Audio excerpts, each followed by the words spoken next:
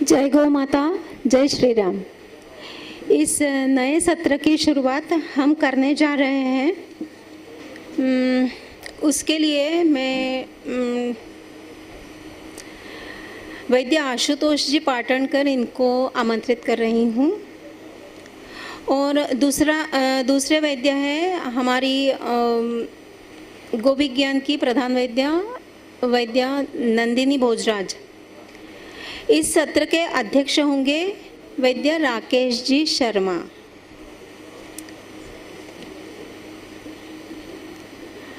आप मंच पर आने की कृपा करें।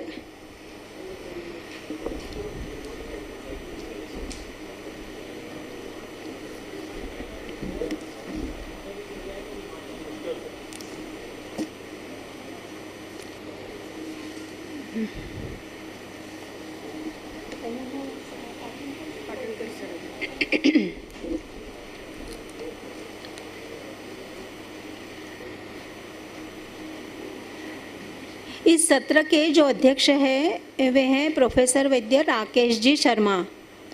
Board of ethics registration Bharat सरकार के हैं। National commission for Indian system of medicine, ministry of AYUSH Bharat सरकार के वह सदस्य हैं। वैद्य आशुतोष जी पाटणकर यहाँ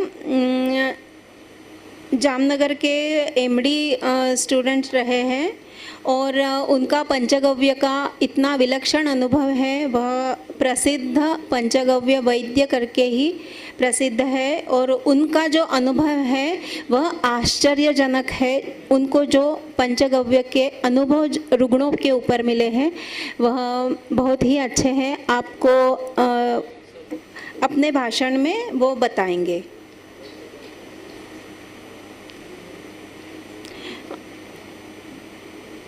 उनका विषय है गोमूत्र, पंचगव्य घृत और अन्य औषधियों का विभिन्न प्रकार के कर्क रोगों में प्रभाव। वैद्य आशुतोष जी पाटणकर।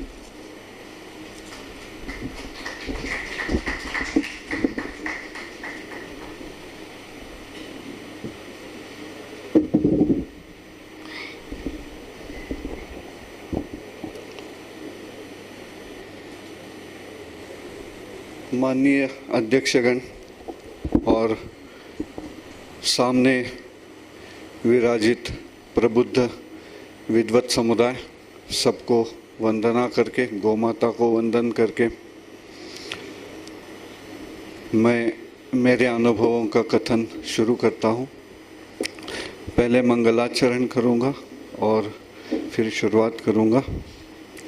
दिक्कालाद्यवच्छिन्नानंत चिन्मात्र मूर्तये स्वानुभूत्यैकमानाय नमः शांताय तेजसे। तो विषय आज का दिया हुआ है, काफ़ी विस्तृत है। सुनील जी ने विषय डाल दिया मेरे नाम पे, मगर वक्त दिया 45 मिनट का, तो गागर दी है और सागर को समेटने को कहा है।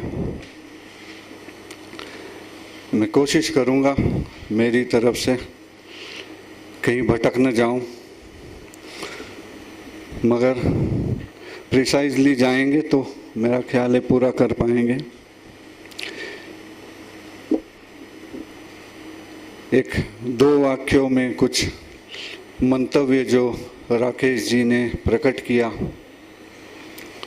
उसके बारे में संक्षेप में कहूँगा कि आयुर्वेद में कैंसर इस शब्द का प्रयोग हुआ नहीं है। ज़रूरी नहीं है, आयुर्वेद की आंग्लेय मातृभाषा नहीं है। आयुर्वेद संस्कृत में लिखा गया है और एक ओपन सॉफ्टवेयर के फॉर्म में लिखा गया है। इसलिए किसी भी प्रस्तुत पेशेंट का अगर आपके किताबों में नाम निर्देश व्याधि का नहीं मिलता नहीं है तो शर्मिंदा होने की ज़रूरत नहीं है, वर्णन सब कुछ है। तो जैसे उन्होंने कहा कि कैंसर के बारे में कुछ संप्राप्ति का विनिश्चय होना चाहिए, कुछ दिशा निर्देश होना चाहिए, एक वैरायटी ऑफ डिसीजेस मिलते हैं। देखिए, चरक संहिता बहुत सिंपलेस्ट व्यू के नजरिए से लिखा गया हुआ ग्रंथ है। चरक महाराज कहते हैं कि यद वर्धते तच्छ्वेतु, सूत्र स्थान के 18वें अध्याय में कहते हैं कि यद वर्धते तच्छ्वेतु, जो भी बढ़ेगा उसे श्वेत कह दो। और आश्चर्य की बात है कि परावर्ती ग्रंथकारों ने ये अर्बुद ग्रंथि, ये अर्बुद कैंसर है ये कहा है, मगर चरक संहिता में ये अर्बुद और ग्रंथि आदि विषयों का वर्णन स्वतंत्र रूप से मिलता ही नहीं है। न अर्बुद है न ग्रंथि है, जो भी बढ़ता है सारा श्वेत है। अब श्वेत में एक देशीय हो या सार्वदेहिक हो, दो ही वस्तुएं हैं। संप्राप्तियां अलग अलग हैं। संप्राप्ति श्वेत की दी गई है, विस्तार करने की जरूरत है, मगर विस्तार इसलिए चरक में करके नहीं लिखा गया क्योंकि जो स्रोतस होगा, जो ऑर्गन होगा, उसके हिसाब में अंदर वाले घटक बदलेंगे, मगर सूत्र वही रहेगा। यदा कफासरुक पित्तानि संदूषय बाह्याः शिराः प्राप्य यदा कफासरुक पित्तानि संदूषयति वायु तत्कुर्यते श्रोतः। इसलिए संप्राप्ति के विषय में कोई भी संदिग्धता नहीं है। बात करें कि फैलने वाले ट्यूमर्स की या एक जगह होने वाले ग्रोथ की या सार्वदेहिक रूप से बढ़ने वाले ग्रोथ्स की, तो देखिए जहाँ पे एक जगह से दूसरी जगह श्वेत प्रवास करता है, ऐसे सारे श्वेतों को विसर्प के रूप में डाल के रख दिया है। इसलिए उनकी व्यवस्था हो गई कि जो प्रसारी है एक जगह से दूसरी जगह जाए, और विसर्प का वर्णन उठा के देख ले तो उसमें ग्रंथि और कर्दम ऐसे दो विसर्पों का वर्णन किया है। ग्रंथियां हैं जो ट्यूमर के रूप में एकत्रित होती है और बढ़ती चली जाती है, एक जगह से दूसरी जगह सैटेलाइट ट्रांसपोर्टेशन की तरह फैल जाती है। और कर्दम है वो डायरेक्ट स्प्रेड में बढ़ती है, जिस चीज से कांटेक्ट में आती है फॉर्म से बल्ब उस चीज को समाविष्ट कर लेती है, बढ़ती चली जाती है। मेरे ख्याल में तीसरा और कोई कैंसर के बढ़ने का उपाय वर्णित नहीं है। डॉक्टर साहब सही ढंग से बता सकेंगे। इसलिए विषय को उजागर करके स्टैंपिंग करने की मात्र जरूरत है। विषय पूरी तरह से संहिताओं में लिखा हुआ है और संहिताओं से चिकित्सा उठा करके मैं विगत 20 साल से चिकित्सा कर रहा हूँ।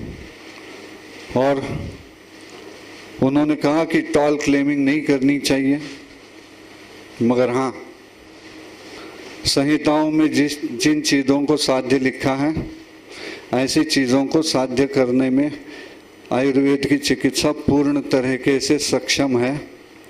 और ये क्लेम मैं ताल ठोक के कर रहा हूँ कि हाँ ये चिकित्सा है। मगर अगर आयुर्वेद ने कहा है कि ग्रंथि कर्दमाख्यो तो असाध्य विज्ञेय हो, तो जब कर्दम विसर्प के रोगी ने मेरे को पूछा क्या मैं ठीक हो जाऊंगा, मैंने कहा तेरे को तो ब्रह्मा भी ठीक नहीं कर सकते। उन्होंने एक बार लिख दिया, दूसरे जन्म में लेके आ जा, तब तेरा भाग्य और तरीके से लिखेंगे। वो किसी के बस की बात नहीं है। ग्रंथि कर्दमाख्यो तो असाध्य विज्ञेय हो। फिर हम असाध्यता को कहाँ तक नीचे ला सकते हैं, ये चिकित्सा का विषय है, मैं इसमें डिटेल नहीं जाऊंगा, फिर भटक रहा था। शुरू करता हूँ। आज पंचगव्य घृत के ऊपर मैं सबसे ज़्यादा बात करूंगा, कुछ कैंसर की बातें हो जाएगी। पंचगव्य घृत को आयुर्वेद ने लिखा है और ये एक एज ओल्ड वैदिक एरा से एक चिकित्सा में उपयुक्त पदार्थ है जो बनाया जा रहा है। ऋग्वेद में जो सारे शास्त्रों की जननी है, शुद्ध शास्त्रों की, उसी में से आयुर्वेद भी निकला है। तो वहाँ से भी आप आयुर्वेद के इस पंचगव्य घृत को निकलता हुआ देख सकेंगे। उसकी प्रिपरेशन सर्वज्ञात है।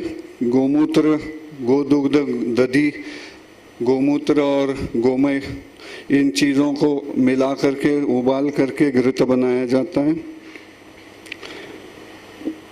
और ये डिज़ाइन चरक ने जो खास बनाई है वो उन्माद की चिकित्सा में लिखी हुई है। और उन्माद की चिकित्सा में जब लिखी हुई है तो लोग उन्माद को मन का विकार कहते हैं, मगर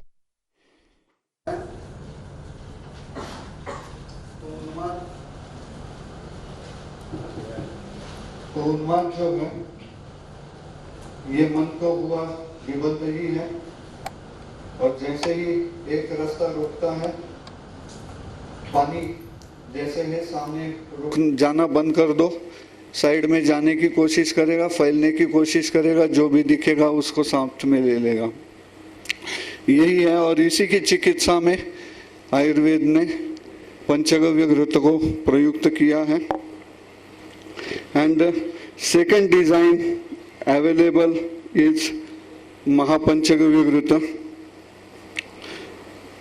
महापंचगव्य घृत में इन 5 गव्यों के साथ विशिष्ट वनस्पतियों को मिलाया गया है और उसका प्रयोग सिद्ध करके बनाया गया है। ये बनाने की विधि पित्तल और ताम्र के कलाई किए हुए बर्तन में करी जा सकती है। मगर नंदिनी जी, अगर मेरी राय पूछिए तो बनाने के लिए सर्वोत्तम पात्र रजत पात्र होगा, क्योंकि ये मानस रोग के प्रावधा में वर्णित घृत है और मन के ऊपर रजत का प्रभाव चंद्रमा मनसो जाता है। मन को स्थिर करने के लिए रजत के चंद्रमा से उत्पन्न होने वाले स्निग्ध गुण की जरूरत है। और ये अगर रजत पात्र में बनाया जाए तो सबसे अधिक उपयुक्त हो सकता है। आगे चलते हैं। लोग बोलते हैं कि मैं सस्ती बातें करता ही नहीं हूँ, मगर मेरा मानना है कि दुनिया में कोई गरीब नहीं है। दुनिया में कोई गरीब नहीं है और दुनिया में कोई बीमार भी नहीं है। हर बंदा अपनी अपनी एटीट्यूड को एंजॉय करता रहता है।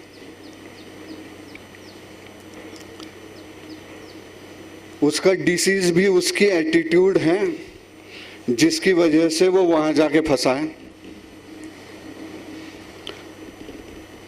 उसको निकलने की एटीट्यूड आ गई तो वहां से निकल भी सकता है, मगर अगर वो एंजॉय करना चाहता है तो दुनिया भर में जहरीली दवा बांटने वाले कम नहीं है। विभिन्न पैथीज हैं, बांटते रहते हैं। हर एक का अपना टारगेट रहता है, जीने वाले का अपना टारगेट रहता है। आगे चले तो क्लीनिंग द मनस और माइंड ऑफ द दोषास इन द विसिनिटी। अब मन ये एक आईसी की तरह है जिसके अंदर वेपराइज्ड फॉर्म में होल्स और करंट की मैकेनिज्म चलती रहती है, यूनिडायरेक्शनल होती है। अगर आईसी के अंदर कचरा घुस जाए तो उसको क्लीन करने वाली चीज है पंचगव्य घृत। अभी तक आपने दुनिया को किसी भी चीज में आईसी बिगड़ जाए कोई, तो या तो मदरबोर्ड को रिप्लेस करते हुए देखा होगा, या बहुत ही कारगर तपस्वी होगा और टेक्नोलॉजी में वो बोलेगा इतनी आईसी खराब है उतनी तो बदल ही दो। मगर आयुर्वेद ये ऐसी चीज है जो इतनी बड़ी बॉडी में से जो चलाने वाली ड्राइवर आईसी है, उसके खराब होने पे उसके अंदर गए कचरे को भी साफ करने की विधि बता देती है, और वो है पंचगव्य घृत।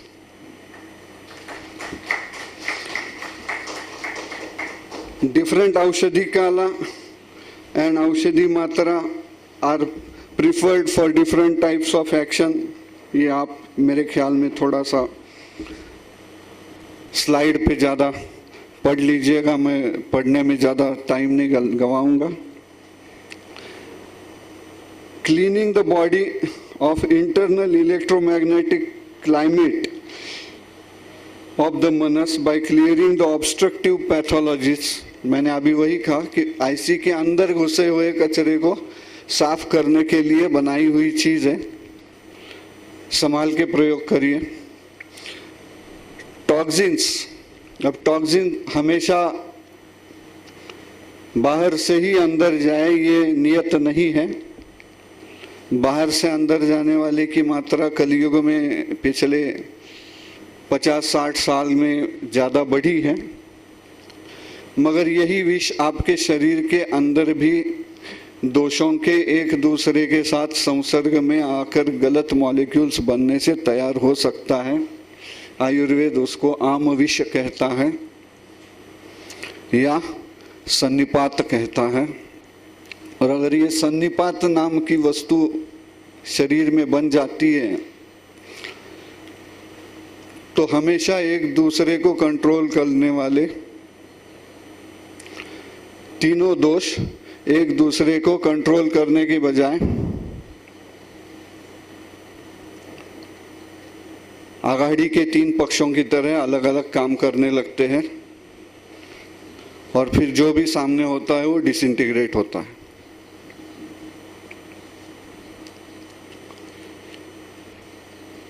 आयुर्वेद में सन्निपात के कारण दिए हुए हैं। ऐसा है कि अब बोलेंगे कि आयुर्वेद में कैंसर के कारण कहाँ है। हाँ, आयुर्वेद में सन्निपात के कारण दिए गए हैं, मगर आयुर्वेद में सन्निपात होने के कारण केवल एक ही जगह में दिए गए हैं, और वो ज्वर में। हर जगह हर डिसीज के प्रकारों में सन्निपातिक नाम का एक उसका प्रकार गिना गया है, मगर सन्निपातिक उस व्याधि के कारण हर जगह पे नहीं गिनाए गए हैं, क्योंकि चरक ने प्रतिज्ञा की थी मेरे को 1.25 लाख के 12,000 करने हैं, मेरे पास इतने शब्द नहीं बचे, मेरे को ये सब कंसाइज करना है, मैं एक चीज को एक ही बार बताऊंगा, दोबारा नहीं बताऊंगा। तो व्याधि का प्रकार कोई भी हो, हेतु वही है जो ज्वर में दिए गए हैं, और वो एक सारे लक्षण पढ़े मैंने तो उसमें आखिरी लक्षण है दुर्दैव। आपके कर्मों का जब परिपाक होना तय हो जाता है तब आपकी पत्रिका में ऐसा दुर्दैव का योग आया हुआ है, तो उसी समय ये दोष सन्निपात में जाते हैं, और उस वक्त शायद ही आप उसका कुछ बिना दैवी उपायों के कर सकें। इसलिए कर्म कहाँ आते हैं कैंसर के जनन में, वो ये पॉइंट है। यहाँ कर्म कारणीभूत होते हैं। आपके मॉडर्न के हिसाब से भी कहा जाए कि सेल डिवीजन कैसे होता है, तो आयुर्वेद में सेल डिवीजन को बताया गया है, तदा परमाणुनाम संयोग विभागे वायु कारणम। आगे का शब्द बहुत महत्वपूर्ण है, कर्म स्वभावश्च। आपके कर्मों का जो स्वभाव है वही आपके शरीर के कोशिकाओं को विभाजित करने में कारण होता है। अतः ये कोई नई बला अवतरित नहीं हुई है, अनादि काल से होता आ रहा है। और इसकी चिकित्सा के लिए आगे जाते हैं तो ये पंचगव्य घृत जो है वो मानस रोगों के सिवा और कहाँ कहाँ यूज किया है। ज्वर, कुष्ठ, पांडु, शोथ, विष, विसर्प, श्वास, कास, ये कुछ एक मेरे अल्पमति में आए हुए तुरंत के नाम थे, उनको मैंने गिनाया है।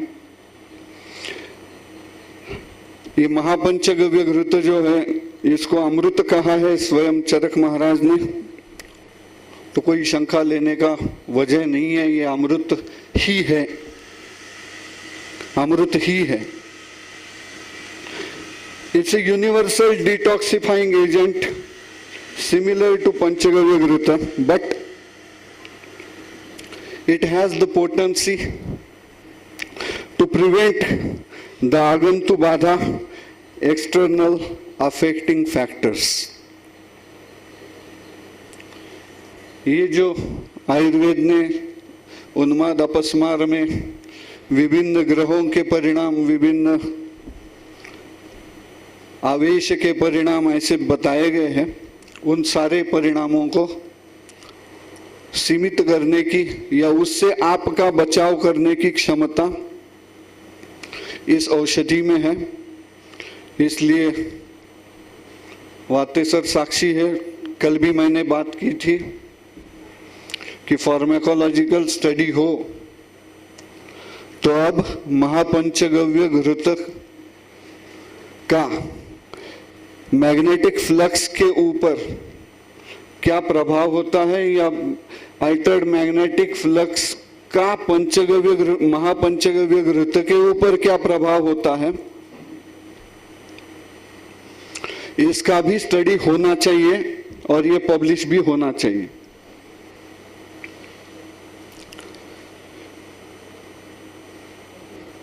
कल ही बात हो रही थी, आप मोबाइल फोन लीजिए और हाई टेंशन की वायर ऊपर से जा रही हो, टावर, उसके नीचे खड़े होके बात करने की कोशिश करिए, कुछ सुनाई देता है? नहीं। आपके और मोबाइल के वो वायर के बीच में कोई कांटेक्ट नहीं है, फिर भी आप वायर के नीचे चले गए हैं तो आपको आवाज नहीं सुनाई देती। वो वायर में बहने वाले करंट के मैग्नेटिक फील्ड के अंदर आप आ गए तो आपकी आवाज बंद हो गई। इसी तरह देव, गंधर्व, राक्षस, सारे ग्रह तारे आपके ऊपर प्रभाव डालते हैं। दे change the magnetic flux in your vicinity, या यूं कहिए कि आप उनके मैग्नेटिक फ्लक्स के क्षेत्र में गए तो आप बीमार पड़ सकते if you don't have taken appropriate measures to prevent its effect। तो ये महापंचगव्य घृत की खास चीज है और ये कैसे करता है ये अब 1-2 साल में वाती साहब ने मेरे को एश्योर किया है कि वो डिफरेंट फार्मेसी के साथ फार्मेसी कॉलेजेस में काम करके वो मेरे को बताने वाले हैं कि इस पे क्या क्या हो सकता है, क्या होता है, ये कैसे काम करता है। आगे चलते हैं। Finding the cancer in the description of Acharya Charak. मैंने बहुत सारी बातें जो है वो पहले ही कह दी है कि आचार्य चरक में अर्बुद और ये ग्रंथि वो ग्रंथि ऐसा कोई वर्णन नहीं है, एक ही है ग्रंथि विसर्प। और लोकलाइज्ड शोथों में जो कि 18 या 19 एक देशीय शोध दिए हुए हैं, उनमें वर्णन है। और ये वर्णन आज भी उतना ही सटीक है। इसकी विशेषता देखिए कि शोध में न कोई स्रोतस का वर्णन है,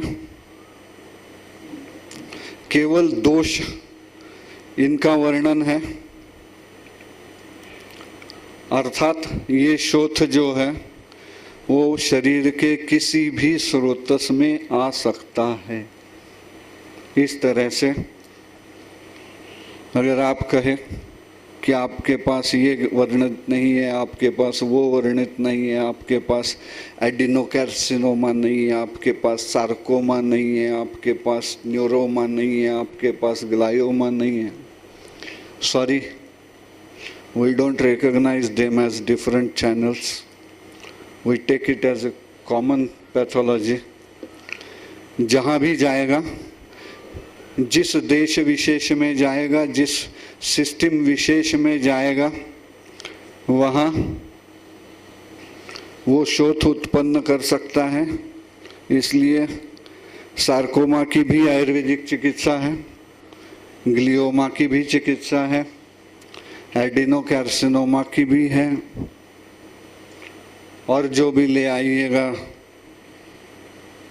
क्योंकि ये मॉडर्न साइंस है, ग्रोइंग साइंस है, वो हर रोज रूप बदलते रहते हैं, रंग बदलते रहते हैं, नए नए चोले पहनते रहते हैं। आज ये था जी, कल वो तो है नहीं, अब तो उसका ये नाम हो गया। तो जितने भी नाम है आगे भी भविष्य में सोच के रखे हुए लाने के, वो ले आइए, हम वहीं खड़े हैं। बाह्या शिरा प्राप्य यदा कफासृक् संदूषयत पित्तानि संदूषयति वायु, क्योंकि इसमें सिरा के व्याख्या में चक्रपाणी ने कहा है सिरा अत्र स्रोतः, यहाँ सिरा रक्त की वाहिनी नहीं है। अतः शोथ को अगर आप गलती से इडिमा करके इंटरप्रेट करने की कोशिश कर रहे हैं, तो this is not simple oedema, that is, हमारे प्रिंसिपल साहब सुनाया करते थे, रुबॉर, कैलोर, टॉलोर, डोलोर, ये सारे 5 लक्षण कार्डिनल सिम्टम्स है, तो वो शोथ है। सॉरी, यहाँ स्रोतस, सिरा की व्याख्या स्रोतस है और स्रोतस का नाम नहीं लिखा हुआ है, अर्थात वो किसी भी स्रोतस में हो सकता है। ग्लायोमा हो तो भी बाह्य सिरा प्राप्य ही है। आगे चलते हैं। सन्निपातिक दोष, अब जैसा इन्होंने कहा कि उसका कोई क्राइटेरिया होना चाहिए डायग्नोसिस का, तो सर जी आप पैथोलॉजिस्ट हो, आप रिसर्च करिए कि सन्निपातिक दोष पहचानने के लिए ब्लड की फ्लो में क्या टेस्ट डेवलप करा जा सकता है, क्योंकि आज तक तो मैंने कुछ सुना नहीं है कि सन्निपातिक दोष का टेस्ट करा के लाओ ब्लड सर्कुलेशन से। करो, स्कोप है, ये शास्त्र है, ये शाश्वत है, ये ऋग्वेद काल से भी कहता आ रहा है। जो चीज़ वो आज भी हो रही है और आज भी उन्हीं चीज़ों से ठीक हो रही है। हम न नाम बदले हैं, न रूप बदले हैं, न चोले बदले हैं, न सुबह के कपड़े, न शाम के कपड़े, हम ऐसे ही खड़े हैं। तो अगर आप समझ नहीं रहे हो तो आप आपकी भाषा में क्या है ये आप ही तलाश करो, हम तो आज्ञा है आपके शास्त्र में। नए टेस्ट डेवलप करिए, हर ट्यूमर में अलग मिलने वाले सन्निपात के दोषों के अलग अलग टेस्ट भी बनाइए, ले आइए, स्कोप है, नए टेस्ट कराइए, ज़्यादा पैसा मिलेगा। आगे चलते हैं।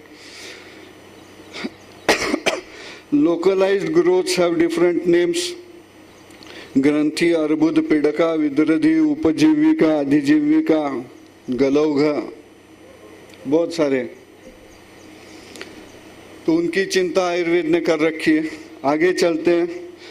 When the some infective factor is essentially involved, please see this sentence.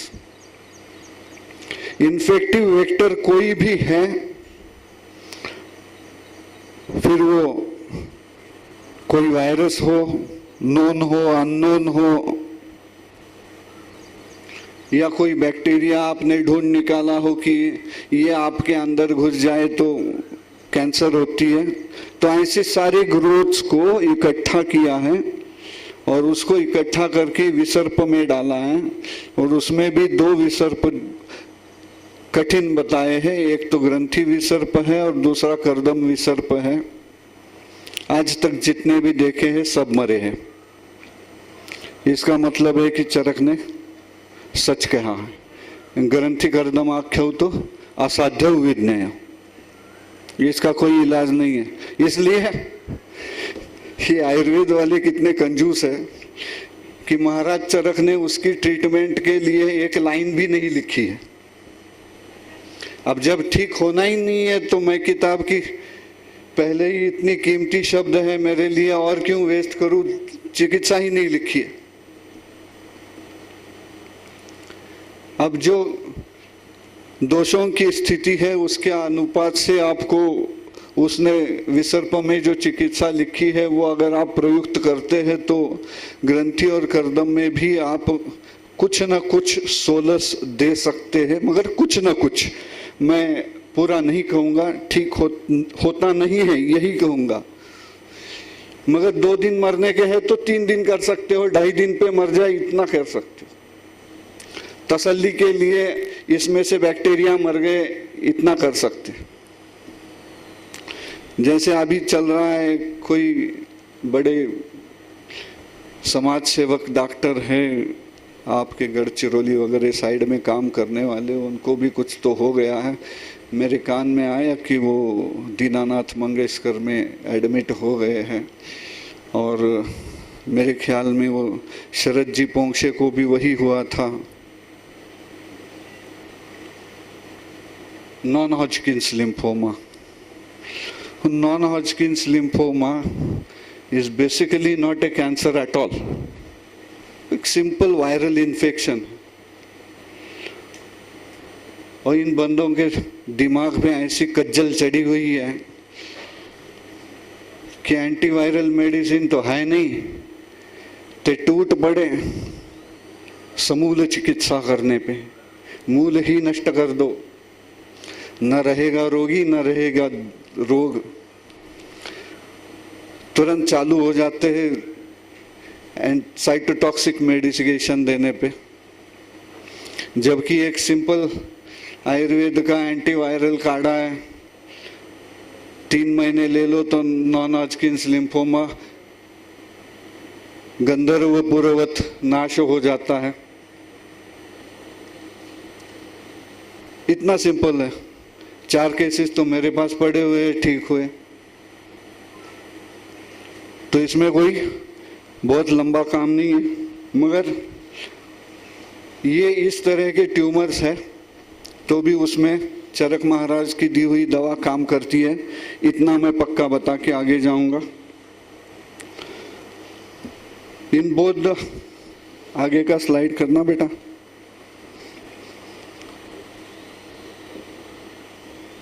अब थोड़ा सा मेरी थिंकिंग पे आ जाता हूँ और हल्के में एक केस बता के चला जाता हूँ। पंचगव्य घृत पे आ जाता हूँ कि पंचगव्य घृत को किस तरह से यूज किया जा सकता है। जब हाईली स्प्रेड कंडीशन में पेशेंट आता है तो पेशेंट मेरे पास पूछते हो, सर 4th स्टेज है, कुछ हो सकेगा क्या? कल ले तो हाँ, लाइफ जितनी बची है उसकी उतनी ही मिलेगी, मगर जल्दी न मरे इतना मैं देख सकता हूँ। और ऐसे ही एक अवस्था दी हुई है कि आयुर्वेद वालों ने अपनी ही किताबों को कभी ऊपर उठ के नहीं देखा। संहिताओं को रटने में युग बिता दिए, मतलब को न जाने। जब शोध की बात आप कर रहे हो तो उधर क्या है? उधर की संप्राप्ति जो आपने बताई है वो भी तो एक शोध ही तो है। वो भले केवल उधर इस ऑर्गन के परिप्रेक्ष्य में वहां कुछ एक्सुडेट्स आ जाते हैं पेरिटोनल कैविटी में और आप उसको उधर कहते हो, और बहुत सारी मेटास्टेटिक स्टेट्स में सर भी साक्षी है कि ये उधर दिख ही जाता है। और ये उधर जब दिखता है तो उसकी चिकित्सा का प्रावधान आयुर्वेद ने उसको सन्निपातोदर को दकोदर कह के कहा है। और ये दकोदर जो है वो उदर में आया हुआ सन्निपातिक शोथ है, अर्थात उदर के विभिन्न ऑर्गन्स को इकट्ठा पकड़ा हुआ एक शोथ है। कैंसर के टी सेल्स आपको उसमें साइटोलॉजी में मिलते हैं।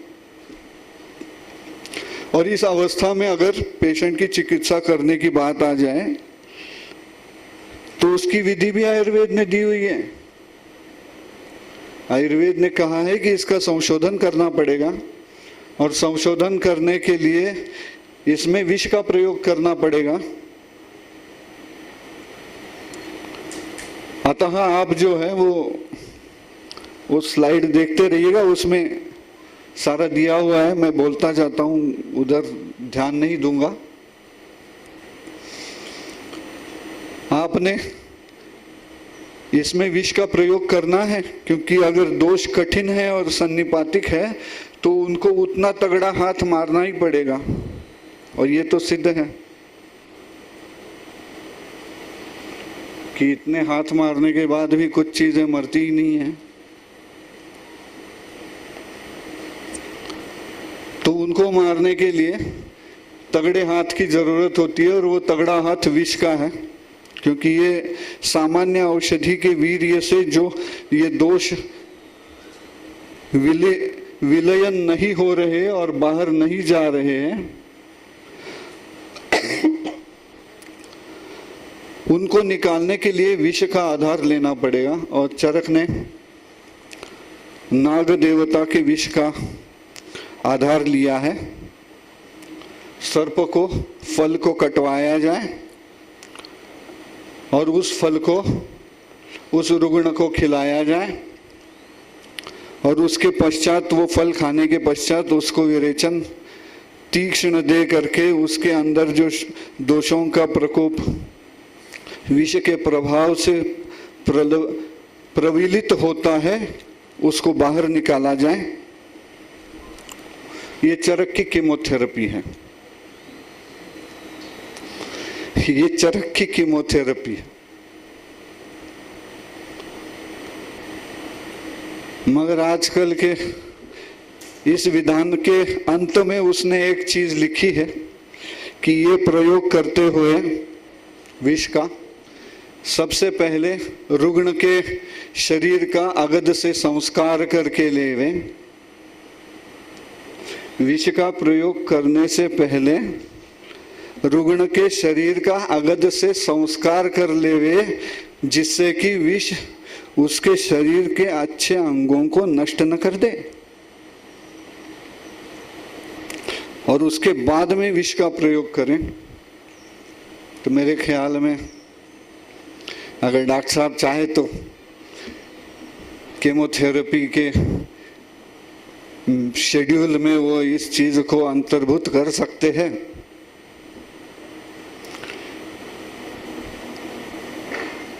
और अगर इस तरह से विष का प्रयोग करने से पहले आप पहले ही शरीर में एक विषग्न वस्तु दे देते हो जिससे कि शरीर के बाकी टिश्यूज बच जाएं, तो उसके बहुत सारे फायदे होते हैं। एक तो आपके शरीर के जो अच्छे शरीर के टिश्यूज हैं वो कवर आउट हो जाएंगे, जैसे एक प्लास्टिक का लेयर आपने अंदर से डाल दिया हो उन ऑर्गन्स पे कि हाँ यहाँ नहीं जाएगा, इससे आगे विष काम नहीं करेगा। तो जितना अफेक्टेड पार्ट है, जितना ट्यूमर है, उतना ही विष की एक्शन के लिए ओपन हो जाएगा, जिससे कि स्पेसिफिकली टारगेटेड थेरेपी हो सकेंगी और जिससे कि पूरे शरीर में व्यर्थ होने वाली साइटोटॉक्सिक मेडिसिन की जो मात्रा है वो भी कम हो जाएगी। और अगर आपने उसी मात्रा में साइटोटॉक्सिक मेडिसिन का प्रयोग किया तो आपके अपेक्षा से 6 से 7 गुना जल्दी वो कीमो आपके ट्यूमर को डिसॉल्व करके बाहर निकाल सकती है। और आइंदा डॉक्टर साहब, मैं जो फॉर्मूला लगाता हूं आपसे विदित कर रहा हूं यहाँ पे कि अगर मैंने सोचा कि चरक की कीमोथेरेपी करनी है, तब राकेश जी बैठे हैं, उनसे माफी मांग के मैं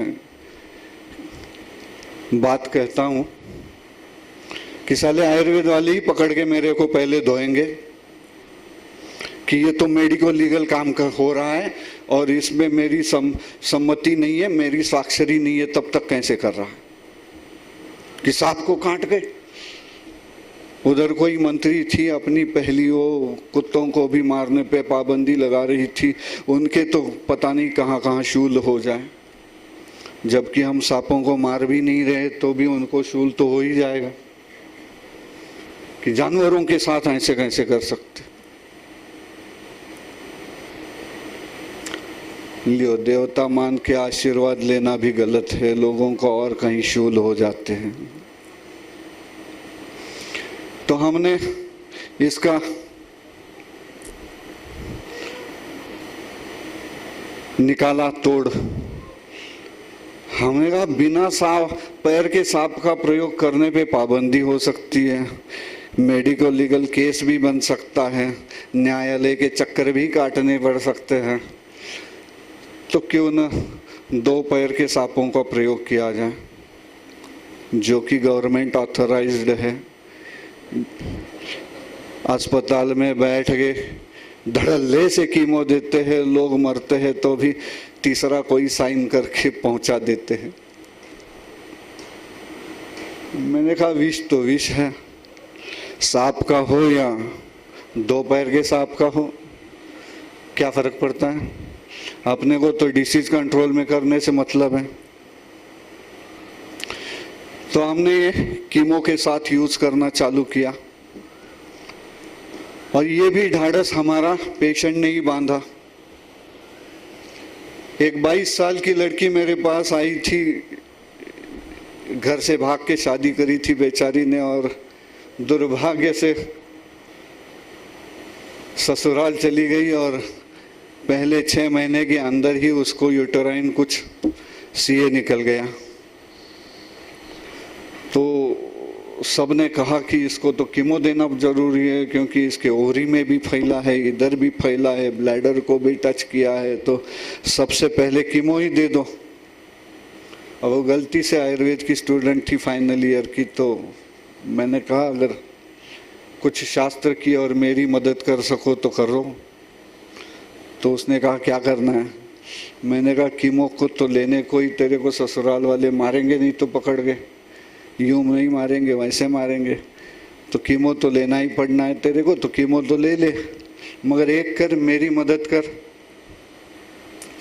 कीमो को जाने के पहले दिन ये 300 ml पंचगव्य घृत की एक बोतल पी ले और दूसरे दिन बिना कुछ खाए कीमो को चली जा। और असर ये हुआ कि 3 कीमो के साइकिल होने के बाद भी उसको डॉक्टरों ने पुनः परीक्षण के लिए बुला लिया। बोले अभी तक आपके साइकिल बंद क्यों नहीं हुए? वो तो कीमो के एक साइकिल में ही बंद होने चाहिए थे। सही है ना? एक ही कीमो के साइकिल में या ज़्यादा से ज़्यादा 2 साइकिल में उसके मासिक रजस्राव बंद होना चाहिए था, क्योंकि सारी टिश्यूज ग्रो होना बंद हो जाती है। मगर इस बच्ची के यूटेरस के बाहर के हिस्से में डिसीज था वो कम हो गया था, ओरी का कम हो गया था, मगर यूटेरस के अंदर जहर असर नहीं कर पाया था। वहाँ एंडोमेट्रियम की ग्रोथ रेगुलर हार्मोन लेवल्स पे चालू थी और उसके साइकिल भी आ रहे थे। उसने मेरा ढाढ़स बंधाया और वहाँ से मैं छूट गया धड़ल्ले से। मैंने कहा नहीं, अब तो ये तय हो गया कि पंचगव्य घृत विषग्न काम कर सकता है और हम ये अगध संस्कार का प्रयोग जो है वो कैंसर की ट्रीटमेंट में करके, जहाँ कैंसर के दोष बहुत अधिक शरीर में फैले हुए हैं वहाँ कीमो दे करके इसका प्रयोग कर सकते हैं और आगे चले। अगध संस्कार को भी अभी मैंने आपको बता दिया। अब ये कीमो देने के बाद कीमो की मेडिसिन जैसे ही अंदर चली जाती है दोष प्रविलित होने लगते हैं और दोष प्रविलित होने के बाद ये आयुर्वेद की सुंदरता है। और यह मेरा आयुर्वेद महान है क्योंकि उसने हर विष में, विष के प्रोग्रेशन में, विष के वेगों का वर्णन किया है। और महात्मा सुश्रुत की टीका में चरक दल्लन ने इसका सविस्तर वर्णन किया है कि हर विष के वेग में दो वेगों के बीच सारा विष एक बार महास्रोतस में जरूर आता है और उसका काल एक मुहूर्त है। सो विष का प्रोग्रेशन एट ए स्ट्रेच नहीं होता।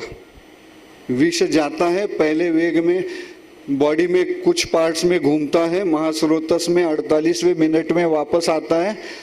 वापस वहां से उसका चिकित्सा नहीं हुआ तो वापस दूसरे वेग में चला जाता है, वहां से फिर 48 मिनट में वापस आता है महास्रोतस में। और इस गति से ही विष की प्रोग्रेशन होती है। ये विष के वेगों का वर्णन महात्मा डल्लन ने किया है। और अब आप ध्यान से देखिए, यही चिकित्सा का टाइम है। विष देने के बाद आपको मालूम है 48वें मिनट में सारे दोष प्रविलित होके कोष्ठ में आने वाले हैं। उस समय वो आपके द्वारा पेशेंट को कोई श्रंसन या तीक्ष्ण विरेचन औषधि ऐसी दी जानी हुई चाहिए कि जिससे कि पेशेंट कीमो के चलते चलते भी हाँ भाई डिस्कनेक्ट कर, थोड़ा मल त्याग करके आता हूँ करके चला जाए। वो सारी चीजें जो वहां से पिघल के आ रही है वो बाहर निकल रही है। वरना डॉक्टर साहब साक्षी है, मैंने भी वो आर्टिकल पढ़ी है, उसमें स्पष्ट लिखा हुआ है कि chemotherapy is the best way to spread the cancer in the whole body. गलत कह रहा हूं? है ना आर्टिकल? एलोपैथिक ही आर्टिकल में लिखा हुआ है कि chemotherapy is the best way to spread the cancer in the whole body without any restrictions. पहले तो एक जगह पे था, आपने विष दिया, पिघल के पेट में आया, आपने निकाला नहीं, ऊपर से उल्टी हो रही है पेशेंट ने कहा तो उसको सप्रेशन करके रख दिया, दोष अंदर रह गए, दोष वापस। अब किस किस स्रोतस में जाए, इसके ऊपर कोई कीमोथेरेपी के मेडिसिन की एक्शन ही नहीं है। अब वो सारे शरीर में फैल रहे हैं। That's the way chemotherapy is working as a best treatment for spreading the cancer in the patient. अब ये चीज को बदलना है और वो बदलने का काम आयुर्वेद कर सकता है, क्योंकि आयुर्वेद के पास इसके डायरेक्टिव्स हैं, नैरेटिव्स हैं। और राकेश जी हमको इथिकली परमिट कर दीजिए, मेरे पास ऐसे पेशेंट भी आते हैं कि डॉक्टर साहब आप पहुंच जाइए, मैं ऐसी जगह पे रहता हूं जहां पे सांप तो यूं मिल जाते हैं, घर के बाहर निकलो तो मैं पकड़ के रखता हूं, आप आने के बाद फल से कटवाएंगे और दादाजी को खिलाएंगे। कृपा चरक संहिता का स्मरण करते हुए हमको इथिकली परमिशन दे दीजिए, हम प्रयोग करने के लिए तैयार हैं।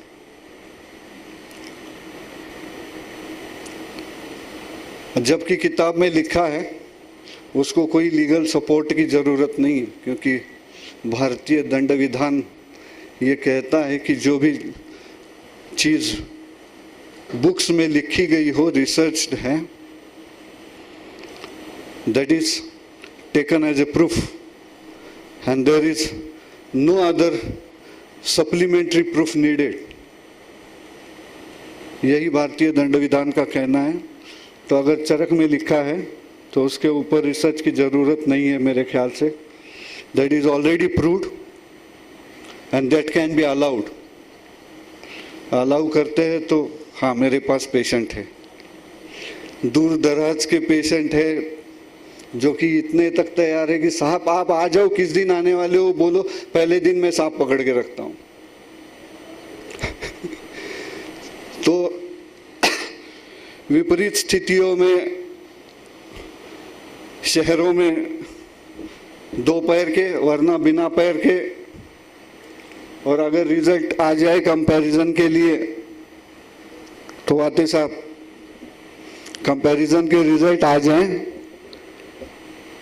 तो इसी चीज को भारत के सांप भी पैसा कमाने पे उतर आए हैं भारत के लिए। जितने दिन ज्यादा सांप जिएगा उतने दिन ज्यादा जहर पैदा करेगा, ज्यादा पैसे कमाएंगे। ये भी हो सकता है। काटना ही जरूरी नहीं है, इंजेक्शन से भी फल के अंदर जहर पहुंचाया जा सकता है। फिर वो इंडियन सांप का जहर अमेरिका में जाके भी इंजेक्शन से अमेरिकन फल के अंदर पहुंचाया जा सकता है। इस तरीके से काम करने पे एक्शन तो मैंने बता दी है आपको। तकरीबन मध्यम मात्रा का जो उत्तम मात्रा के वर्णन है कि 1 दिन के अंदर पूरे शरीर का अंदर से कोटिंग करना है, तो 1 दिन के अंदर पूरे शरीर के सारे स्रोतों में पहुंचने वाली मात्रा में घृत का पान कराना पड़ेगा। और वो मात्रा उत्तम मात्रा है, और उत्तम मात्रा की मध्यम व्यवस्था आचार्य चक्रपाणी और उसके टीकाकार शिवदास सेन ने 8 पल की हुई है। 8 पल 32 तोले 32 into 11.42 एंड समथिंग ऑड, इतने ग्राम्स आपको घृत चाहिए। तो घृत की डेंसिटी पानी से कम है। पानी 350 ml हो जाएगा, मगर घी उससे ज़्यादा लगेगा। 0.7 डेंसिटी है तो ml ज़्यादा बनेंगे घी के। तो लगभग 400 से 450 के बीच में ये डोज आता है। और सिंगल स्ट्रोक 1 डोज पिलाना है। भूल जाना है 24 घंटे, न खाना देना है न कुछ, केवल गर्म पानी पिलाना है। दूसरे दिन सीधा सांप के सामने खड़ा कर देना। हाथ में गोली थमा के विरेचन की कि भैया जैसे ही घड़ी लगा, जैसे ही तेरे अंदर सुई से पहला बूंद चढ़ जाएगा कीमो का, 20वां मिनट होना चाहिए तूने गोली निगल ली, ताकि वो 20 मिनट आगे वाले जो है वो जब जहर अंदर जाके वापस आएगा तो गोली तब तक तैयार रहेगी तेरे पेट में। आने दो, जो आना है बाहर निकालो। और इस विधि से पूरी तरह कैंसर के दोषों से मुक्ति मिल सकती है। अपने संघ के एक वरिष्ठ गुरुजी थे, उन्हीं की मिसेस का केस है। उन्होंने अपनी इच्छा बोल के दिखाई मेरे को कि उनके पूरे ब्रेन में कैंसर फैल चुका है। हार्ट में है, लंग्स में है, हड्डियों में है। ऐसी कोई जगह नहीं बची जहाँ से नाम ले कि यहाँ पे नहीं है। वो बोले मैं उसको कैंसर से मरने नहीं देना चाहता, तू कुछ कर सकता है क्या? मैंने कहा आप अगर साथ दो तो मैं कर सकता हूँ। मैं इंश्योर करता हूं कि आपकी बीबी कैंसर से नहीं मरेगी, मगर जो विधि मैं बताता हूं वो करनी पड़ेगी। बोले सब कुछ करूंगा। और उनकी मिसेस के ऊपर ये प्रयोग किया गया।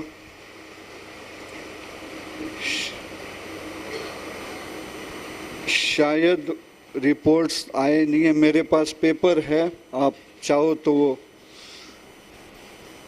आर्टिकल जो प्रिंट करके भेजा है उसमें है, शायद वो रिपोर्ट्स का पेट स्कैन के डिटेल्स पत्रिका में आए रहेंगे, आप वहाँ से देख सकते हैं। मगर जो औरत खड़ी नहीं हो सकती थी, उसकी आंखें खुली है मगर उसको सामने का नहीं दिख रहा है, इतना कैंसर उसके सारे ब्रेन में फैल चुका है। उसको कीमो स्टार्ट किया, 350 ml घी पिलाना, कीमो देना, विरेचन देना, और कीमो की तीसरी साइकिल के बाद उस औरत ने उठ के घर में खाना पकाना चालू कर दिया। कीमो का 5वां साइकिल होते होते वो चल के गाय के पास गौ सेवा करने के लिए जाने लग गई, जो कि उसके घर से कम 1 किलोमीटर की दूरी पे गाय थी। वहाँ तक वो रोज चल के तीसरी चौथी साइकिल के बाद ही जाने लग गई,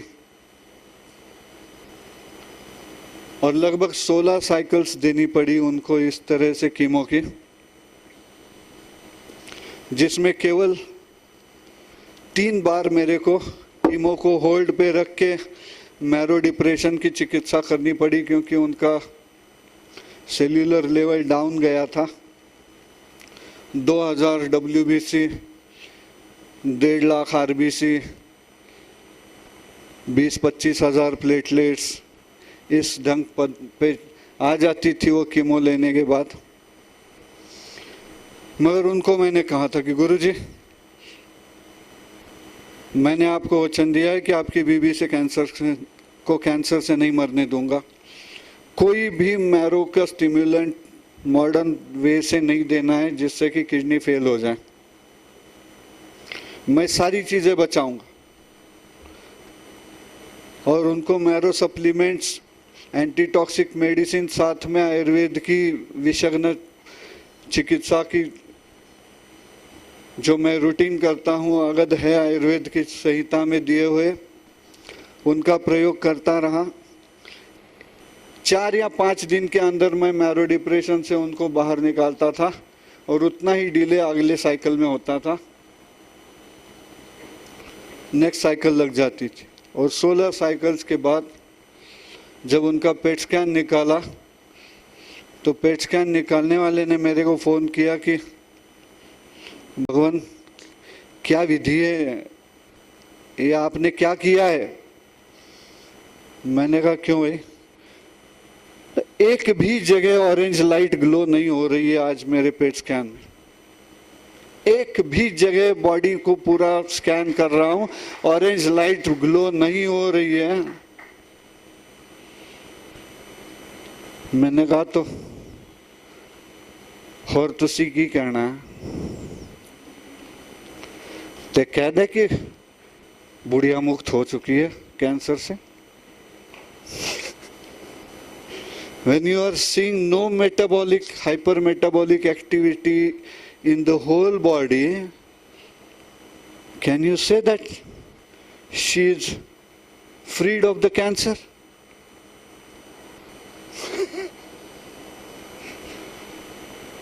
हसर नाम है, हाँ बात हिला रहे हैं, क्योंकि एलोपैथी में विरेचन का प्रावधान नहीं करते, और मैंने जो भी दोष विलीन हुए उनको बाहर निकाला था, इसलिए उनके लौटने का कोई चांस नहीं था। मैंने फैलाया नहीं था, पकड़ के बाहर निकाला था।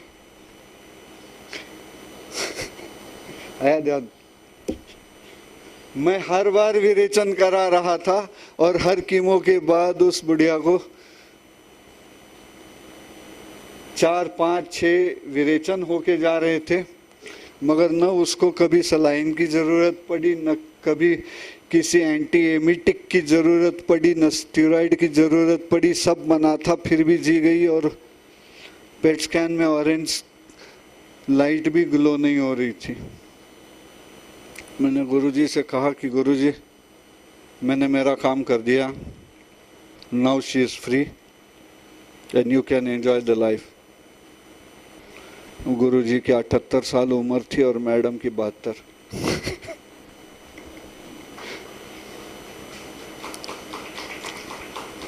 तो ये थोड़ा सा एक विधि है, मैंने प्रयोग किया है।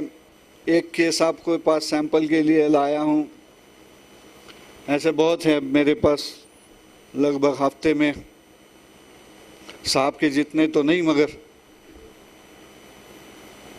हफ्ते में कम से कम 8 या 10 कैंसर के नए रेफरल्स लेके मेरे पास पहुंच ही जाते हैं पूना पेशेंट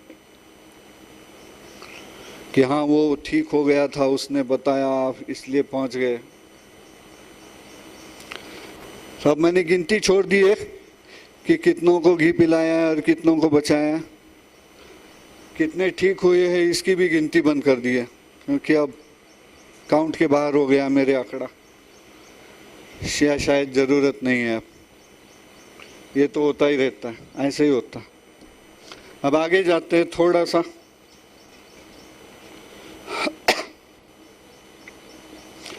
अदर गव्य इन द कैंसर।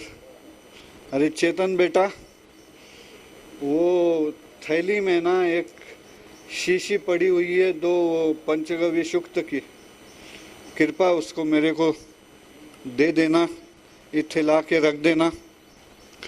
जो बात मैं कल कर रहा था आते साहब कि एसिड डाल के या एसिड जनरेट करके पंचगव्य को स्टेबलाइज किया जा सकता है क्या, और उसका प्रयोग पेशेंट में किया जा सकता है क्या? हाँ, मैंने बनवाया है एसिड स्टेबलाइज्ड पंचगव्य, और उसका कैंसरस माउथ अल्सर्स में मैंने मिरेक्युलस रिजल्ट लिया है।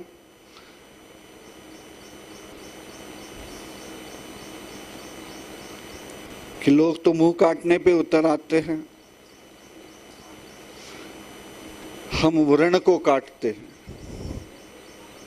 और उसके लिए पंचगव्य शुक्त को 1 चम्मच अगर मुंह में पकड़ के रखे तो ओरल कैंसर के वुंड्स 4 to 7 डेज में हीलिंग कंडीशन में पहुंच जाते, हीलिंग कंडीशन में पहुंच जाते। No everted margins, no hardness, fresh granular tissue at the bed, no fungus, no slough. और फिर उसको अगर उदुम्बर के कषाय का, त्वक के कषाय का गंडूश कराया जाए या उदुम्बर का घृत बना के उसका गंडूश किया जाए तो ये वुंड्स आराम से ठीक हो सकते हैं। फिर आप शांति से काटते रहिए। तो कुछ लोगों के तो मुंह के बजाय गले काटने की भी जरूरत पड़ सकती है, क्योंकि जितना खुला है उतने में से भी जहर ही उगलते हैं।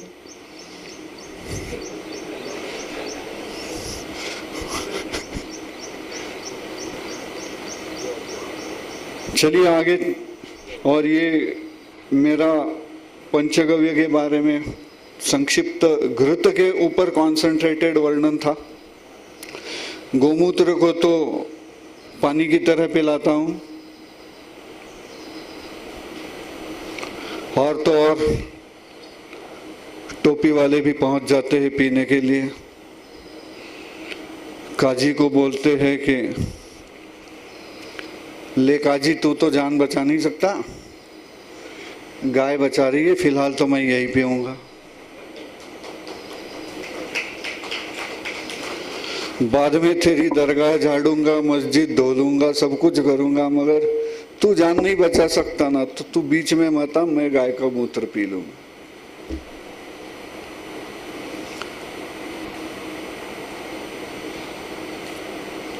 तो ये चीज बनाई हुई है ऑलरेडी सर, 1 बोतल आपको देके जाऊंगा, टेस्ट कर लीजिए।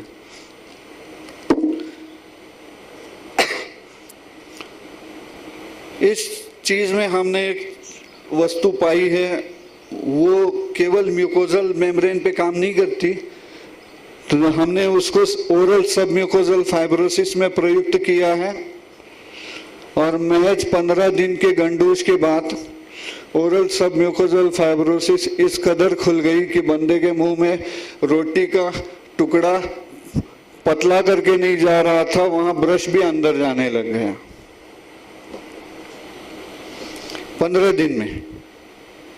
तो not only on wounds, on oral submucosal fibrosis also tested, proven research, बच्चे को एमडी मिल चुकी है उस पे।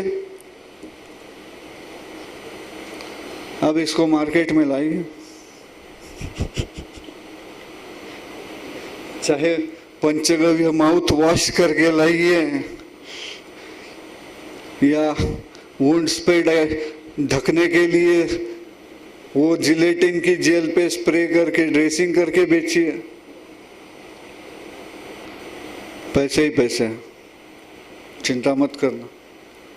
इतने पैसे है कि सारे लोगों के हाथ मिल के गिनने पे उतर आए तो भी गिन नहीं पाओगे, इतने पैसे।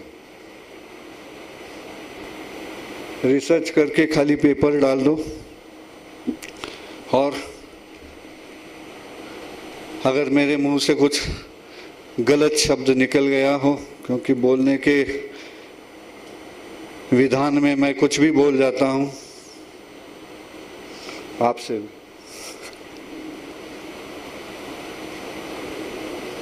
कुछ गलत शब्द निकल गया हो मुंह से तो मेरे को माफ कर देना, इतना समझ के कि शब्द दिल से आया था, कंठ से नहीं।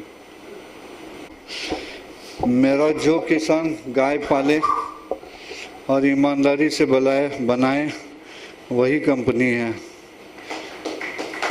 मैं पंचगव्य घृत से मिलने वाले मुनाफे को एक कंपनी तक सीमित करके अदानी और अंबानी की कंपनी नहीं बनाना चाहता। ये मोदी जी के डायरेक्ट ट्रांसफर से भी सीधा डायरेक्ट ट्रांसफर है, जो भी अपने गांव में बनाएगा बेचेगा वो पैसा लेगा, मेरे को एक पैसा भी नहीं चाहिए इसमें से।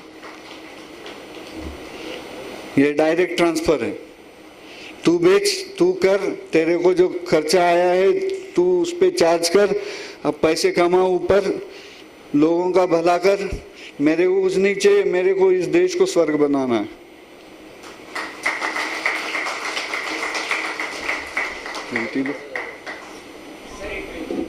हाँ,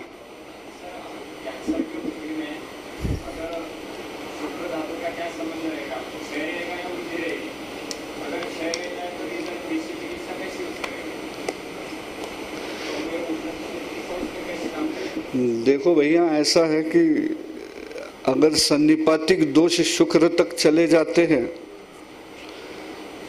तो वहां पेशेंट वैद्य का मुंह देखने थोड़े ना आता है, वो तो पहले ही भगवान के पास चला जाता है। ऐसी अवस्था में आपने प्रश्न पूछा है, बहुत सही है, मगर आचार्य का कहना है कि विश्व के 6ठे और 7वें वेग में प्रायः रोगी असाध्यावस्था में ही पाया जाता है। इसलिए असाध्यानाम नास्ति चिंता।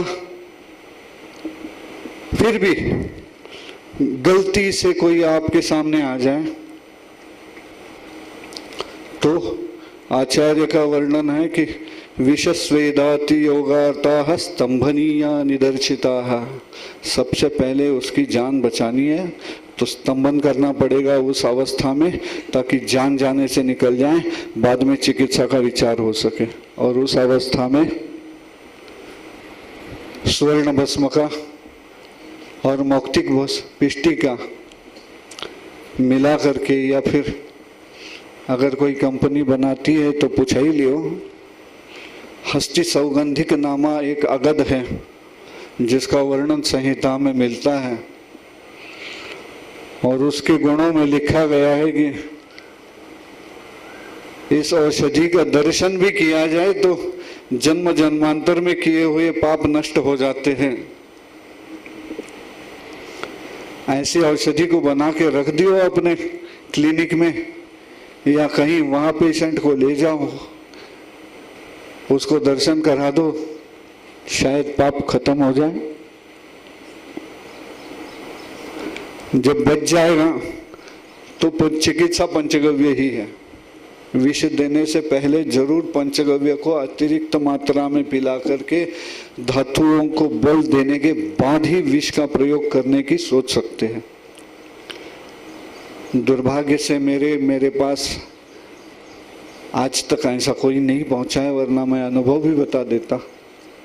मगर अगर आ जाए आपके सामने तो करने की विधि है, शास्त्र में यही लिखी हुई है जो मैंने आपसे विदित करी है। और कुछ?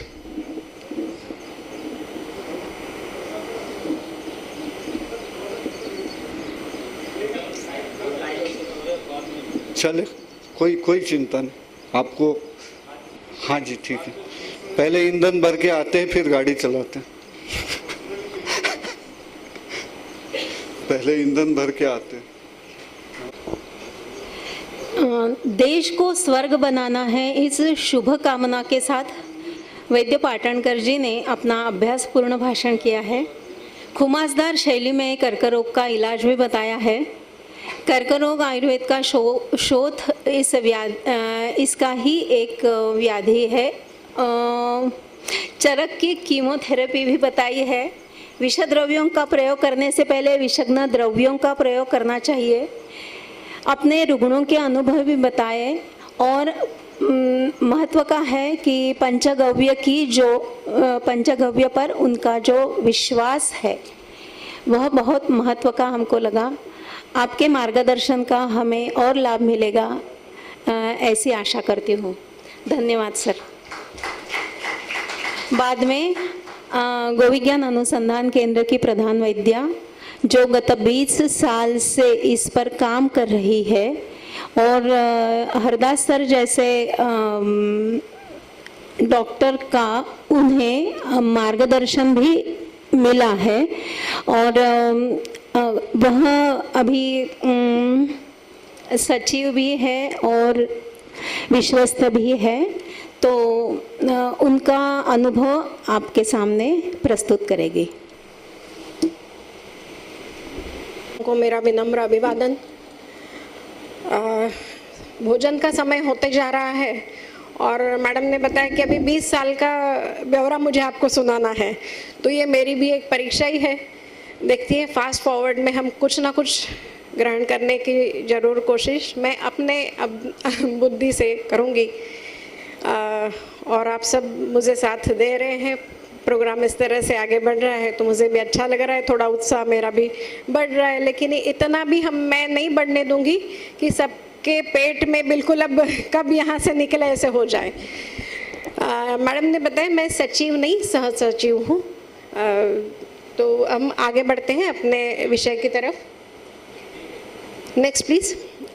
गोविज्ञान अनुसंधान केंद्र की जो नींव रखी गई उसकी क्यों रखी गई, हमें क्या करना था, हमारा मिशन क्या था, ये सब खेमजी भाई साहब ने आपको बताया है। तो हमें गोबर गोमूत्र चाहिए था जो स्टैंडर्ड चाहिए, क्योंकि वो हमारा रॉ मटेरियल है। Next please. तो गोविज्ञान अनुसंधान केंद्र 3 क्षेत्र में अपना काम कर रहा है। सबसे प्राथमिक जो है, हम गौशाला के ऊपर ही बैठे हैं, तो गौशाला ही हमारा बेस है और ये बेस हमारा सबके हाथ में है। यानी जो गौ सेवक है वहाँ से लेके पूरा औषधि निर्माण में जाके जो दवाइयाँ बन रही है, हर एक के हाथ से वो जा रहा है और हर एक को अपना दायित्व उतनी ही अच्छाई से निभाना है। क्योंकि गाय है जो हमें बोल के बता नहीं सकेगी कि भाई आज मुझे कुछ ठीक नहीं लग रहा है, वो ये बता नहीं सकेगी। तो गौ सेवक को उतना ध्यान रखना ही है कि किसी के कुछ भी खान पान में या रहन सहन में कुछ अंतर आ रहा है तो उसका ध्यान उसको रखना है और क्या करना है ये हमें उनको पढ़ाना पड़ेगा, सिखाना पड़ेगा।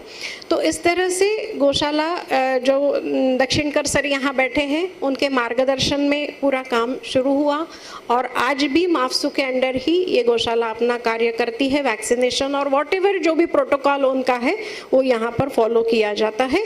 दूसरा क्षेत्र जो गोविज्ञान का है वो कृषि का है और वही हमारा आधार है। वायु हमें यानी प्राणवायु की महत्ता जो है वो हम सब लोगों ने कोरोना में देखी है, और उसका मूल स्रोत तो जमीन से ही है। तो वो भूमि और जल, पोषण करने वाला हमारा जल, ये तीनों डिटॉक्स होंगे वो कृषि के आधार पर ही होंगे। और इसलिए हमारा सेकंड इम्पॉर्टेंट सेक्टर वो है, क्योंकि आयुर्वेद का भी प्राथमिक जो प्रयोजन है वही है कि स्वस्थ से स्वास्थ्य रक्षणम।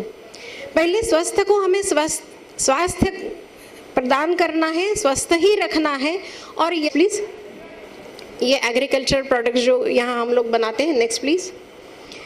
इस तरह से हमें गाय का खान पान, रहन सहन, इस सब का ध्यान रखना है। और आप सबको भी ये इतना लंबा हम लोगों ने लाया या आने के लिए ये किया, क्योंकि गाय को वन में जाना है। क्योंकि जब तक गाय चरने नहीं जाएगी, उतना घूमेगी नहीं, उतना एक्सरसाइज उन्हें नहीं होगा, तब तक हमें गोबर गोमूत्र उतने क्वालिटी का नहीं मिलता। और इसलिए गोविज्ञान अपनी निर्माणशाला, औषधिशाला भी यहाँ रखा हुआ है। जहाँ गौशाला वहीं औषधि निर्माणशाला। Next please. ज़ूनोटिक डिजीज ये एक बहुत बड़ा क्षेत्र है, हम सबको नेट पे ये मिल जाएगा, हम उस पर डिटेल में नहीं जाएंगे, लेकिन हमें इसका पूरा ध्यान रखने की बहुत आवश्यकता है। क्योंकि अगर हमें रॉ पंचगव्य की उपयोगिता लेनी है या दवाइयाँ बनानी है, तो उस समय हमें इसका ध्यान बिल्कुल रखना ही है। Next please. विष और विषाक्तता और पंचगव्य उसमें किस तरह से कारीगर करता है, ये हम लोगों ने तो सुना ही है। हम आगे बढ़ते हैं। एसओपी का हमें ध्यान रखना ही है। मैं खुद भी रसशास्त्र में एमडी हुई हूँ, और इसीलिए उस समय मुझे आग्रहपूर्वक औषधि निर्माण के लिए बोला गया कि भाई आप रसशास्त्र की है, आप औषधि निर्माण को संभालिए। वो गाय की भी जो इच्छा होगी, तो उस तरह से मैं आगे बढ़ती रही।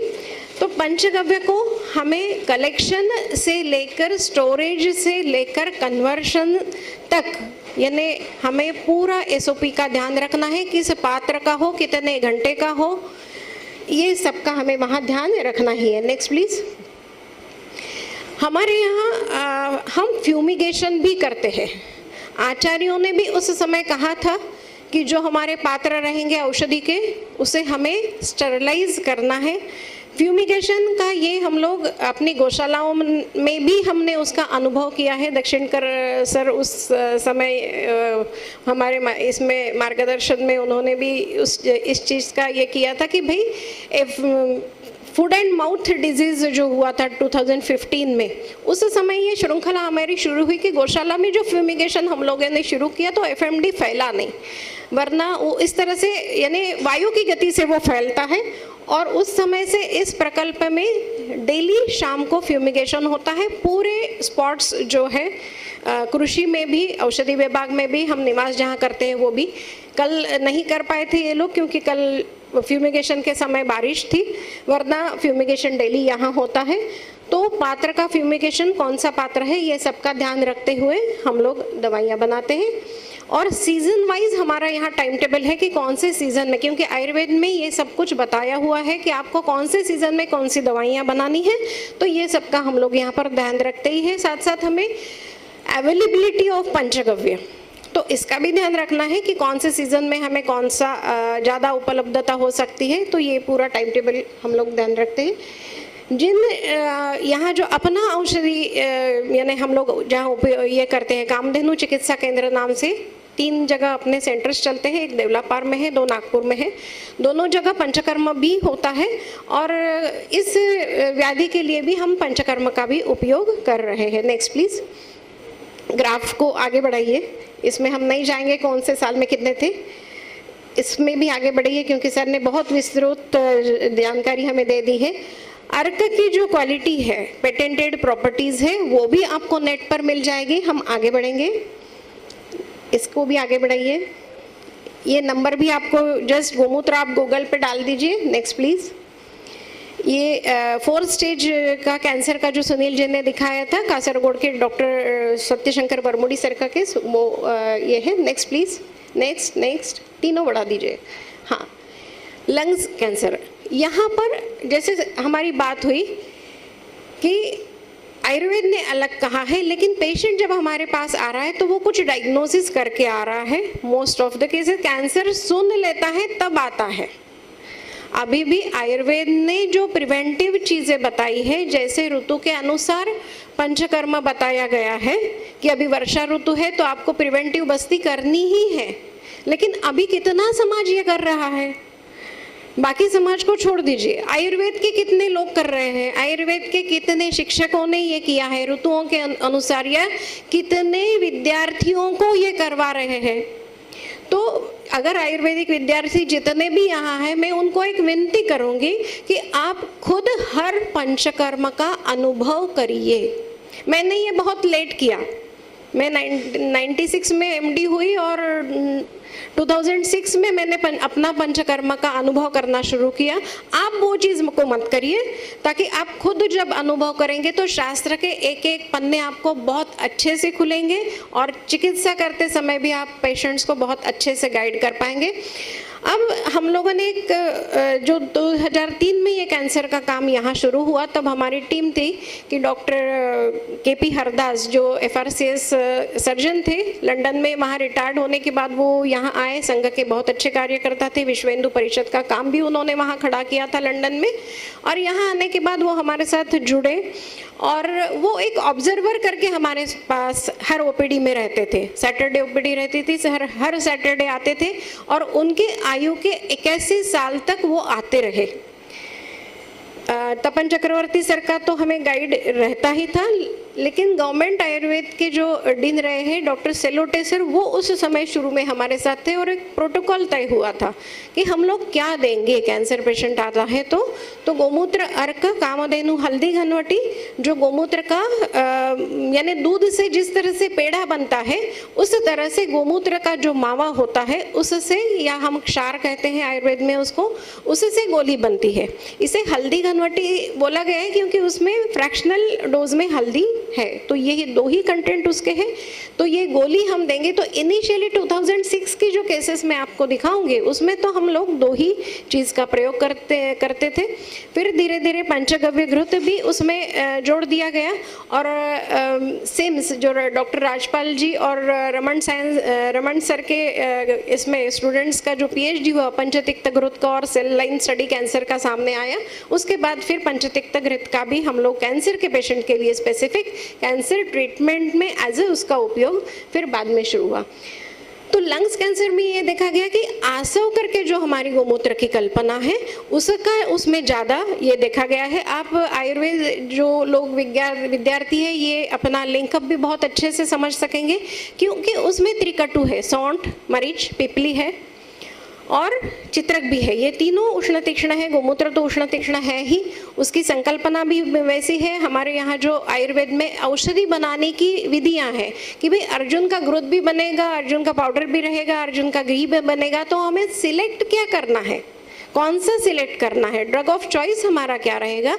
तो उस समय ये हमें ध्यान में आए कि कामधेनु आसव का जो ये है, गोमूत्र आसव का जो रिस्पॉन्स है लंग्स पेशेंट के लिए वो ज़्यादा अच्छा ध्यान में आए। बाकी पंचकर्म जो है हम लोग जानते हैं कि नासा ही शिरोसो द्वारा है, तो सभी मेटाबॉलिज्म कंट्रोल जो करना है नाक से करना ही है इनिशियली। लेकिन हम लोग नास्य वगैरह नहीं दे रहे थे जब हरदास समय के सर के साथ हम लोग काम करते थे। ये धीरे धीरे और चीज़ें बढ़ती गई। Next please. ENT का काफ़ी काम वर्मुडी सर ने जो किया था अर्क का। एक चीज़ उन्होंने ये की थी जो मैं आपके साथ शेयर करूँगी कि ग्रेजुअली उन्होंने डोज इंक्रीज किया था अर्क का, कि पहले 5 ml देंगे फिर 10 ml देंगे। और उस समय हम लोगों ने भी कुछ पेशेंट्स में ये देखा था कि हम लोगों ने 30 ml का TDS डोज भी अर्क का दिया हुआ है। तो इस तरह से, क्योंकि हम लोगों को पेशेंट और उसकी व्याधि अवस्था ये सब को भी देखना पड़ेगा। हम एक रूल लेके सीधा अप्लाई शायद नहीं कर पाएंगे, तो ये भी काम किया हुआ है। 30 ml TDS यानी 90 ml पर डे तक हम लोगों ने दिया हुआ है और सेफ रहा है। लेकिन बाकी जो चिकित्सा यानी तय करना है वो हम लोगों को सोच कर ही करना है। जो भी बेनिफिट्स मिले हैं वहाँ लिखे हैं, क्योंकि हर चीज़ समय की इसमें मैं भी नहीं ज़्यादा बात कर पाऊँगी। ब्रेस्ट कैंसर के आज भी हमारे साथ बहुत केसेस हैं, पहले से भी रहे हैं और मेरी शुरुआत यहाँ कैंसर के साथ ब्रेस्ट कैंसर के ही पेशेंट से शुरू हुई है। सबसे पहला जो पेशेंट मैंने देखा था ब्रेस्ट कैंसर का 2006 में, वो एक महिला थी लगभग 65-70 ईयर्स में, नागपुर से कुछ इसमें गांव में रहती थी। वो आई थी, जब मैंने देखा ऊपर वुंड भी है और अंदर इतनी गठान, मैंने पलपेट की। अब ये मेरा भी पहला अनुभव था, तय तो हुआ था कि हमें अर्क और घनवटी इतना ही देना है, अकॉर्डिंग टू मैंने उनको उतना बता दिया। जब और पेशेंट से बात हुई तो पता चला कि उनके अपने घर में गाय भी है और वो रोज यानी उनको देसी गाय का गोमूत्र ताज़ा अवेलेबल हो सकता है। तो हमने कहा कि भाई ठीक है, आप घर के गाय का, आपकी ही गाय है, आप उसका ले सकते हो। उन्होंने रोज ताज़ा गोमूत्र अपने घर में 1 कप सुबह शाम लिया था। तो हमने कहा कि ठीक है, आप ये भी लीजिए, ये भी इसको, लेकिन आपको छोड़ना नहीं है। लगाने के लिए अपना जात्याधिकृत एक था, वो हमने उनको दे दिया था कि भाई आपको ऊपर से लगाना है, लेकिन आपको 8 दिन में आना है दिखाने के लिए, भले ही आप बाहर गांव रहती हो। क्योंकि मैं भी पहले कैंसर पेशेंट देखा था, तो उस समय का मेरा भी एक कॉन्फिडेंस लेवल तो बहुत कम था, बिल्कुल मैं एडमिट करती हूँ इस चीज़ को। और फिर 8 दिन बाद जब मैंने उनको देखा, पलपेट किया, तो मुझे हाथ में गठान लगी ही नहीं। जो भी व्रण था, नेक्स्ट प्लीज, जो भी ये उनका फोटो है, जो भी व्रण था बस उतना ही था, नेक्स्ट, और ये पूरा क्लोज हो गया।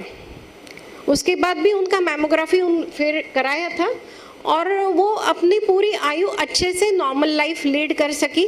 बाद में हम लोगों ने उनका अर्क और घनवटी भी बंद कर दी थी, क्योंकि उनके घर में ही गाय थी, तो वो उन्हीं गोमूत्र पर चलती रही और हम लोगों ने उनका वो बंद कर दिया। नेक्स्ट जो मेरा अनुभव हुआ कि 2006 में एक जो लेडी आई, 47 ईयर्स उस समय उनका उम्र था, नेक्स्ट प्लीज, और RST जो नागपुर में अस्पताल है, राष्ट्र संत तुकडोजी महाराज कैंसर हॉस्पिटल, ये 40 साल से कैंसर रिलीफ सोसाइटी नागपुर में काम कर रही है। उनके यहाँ वो जाकर उनका ऑपरेशन हुआ था। उनकी गठान तो कुछ पहले से थी, लेकिन लज्जावश उन्होंने बताई नहीं। लेकिन जब तकलीफ शुरू हुई तब सब इन्वेस्टिगेट किया, विदिन 15 डेज या विदिन वीक ही उनका ऑपरेशन भी हो चुका। Next please. और ऑपरेशन होने के बाद वो ड्रेन भी लगा ही हुआ था, लेकिन वो गोविज्ञान में आ गई, किसी ने बताया।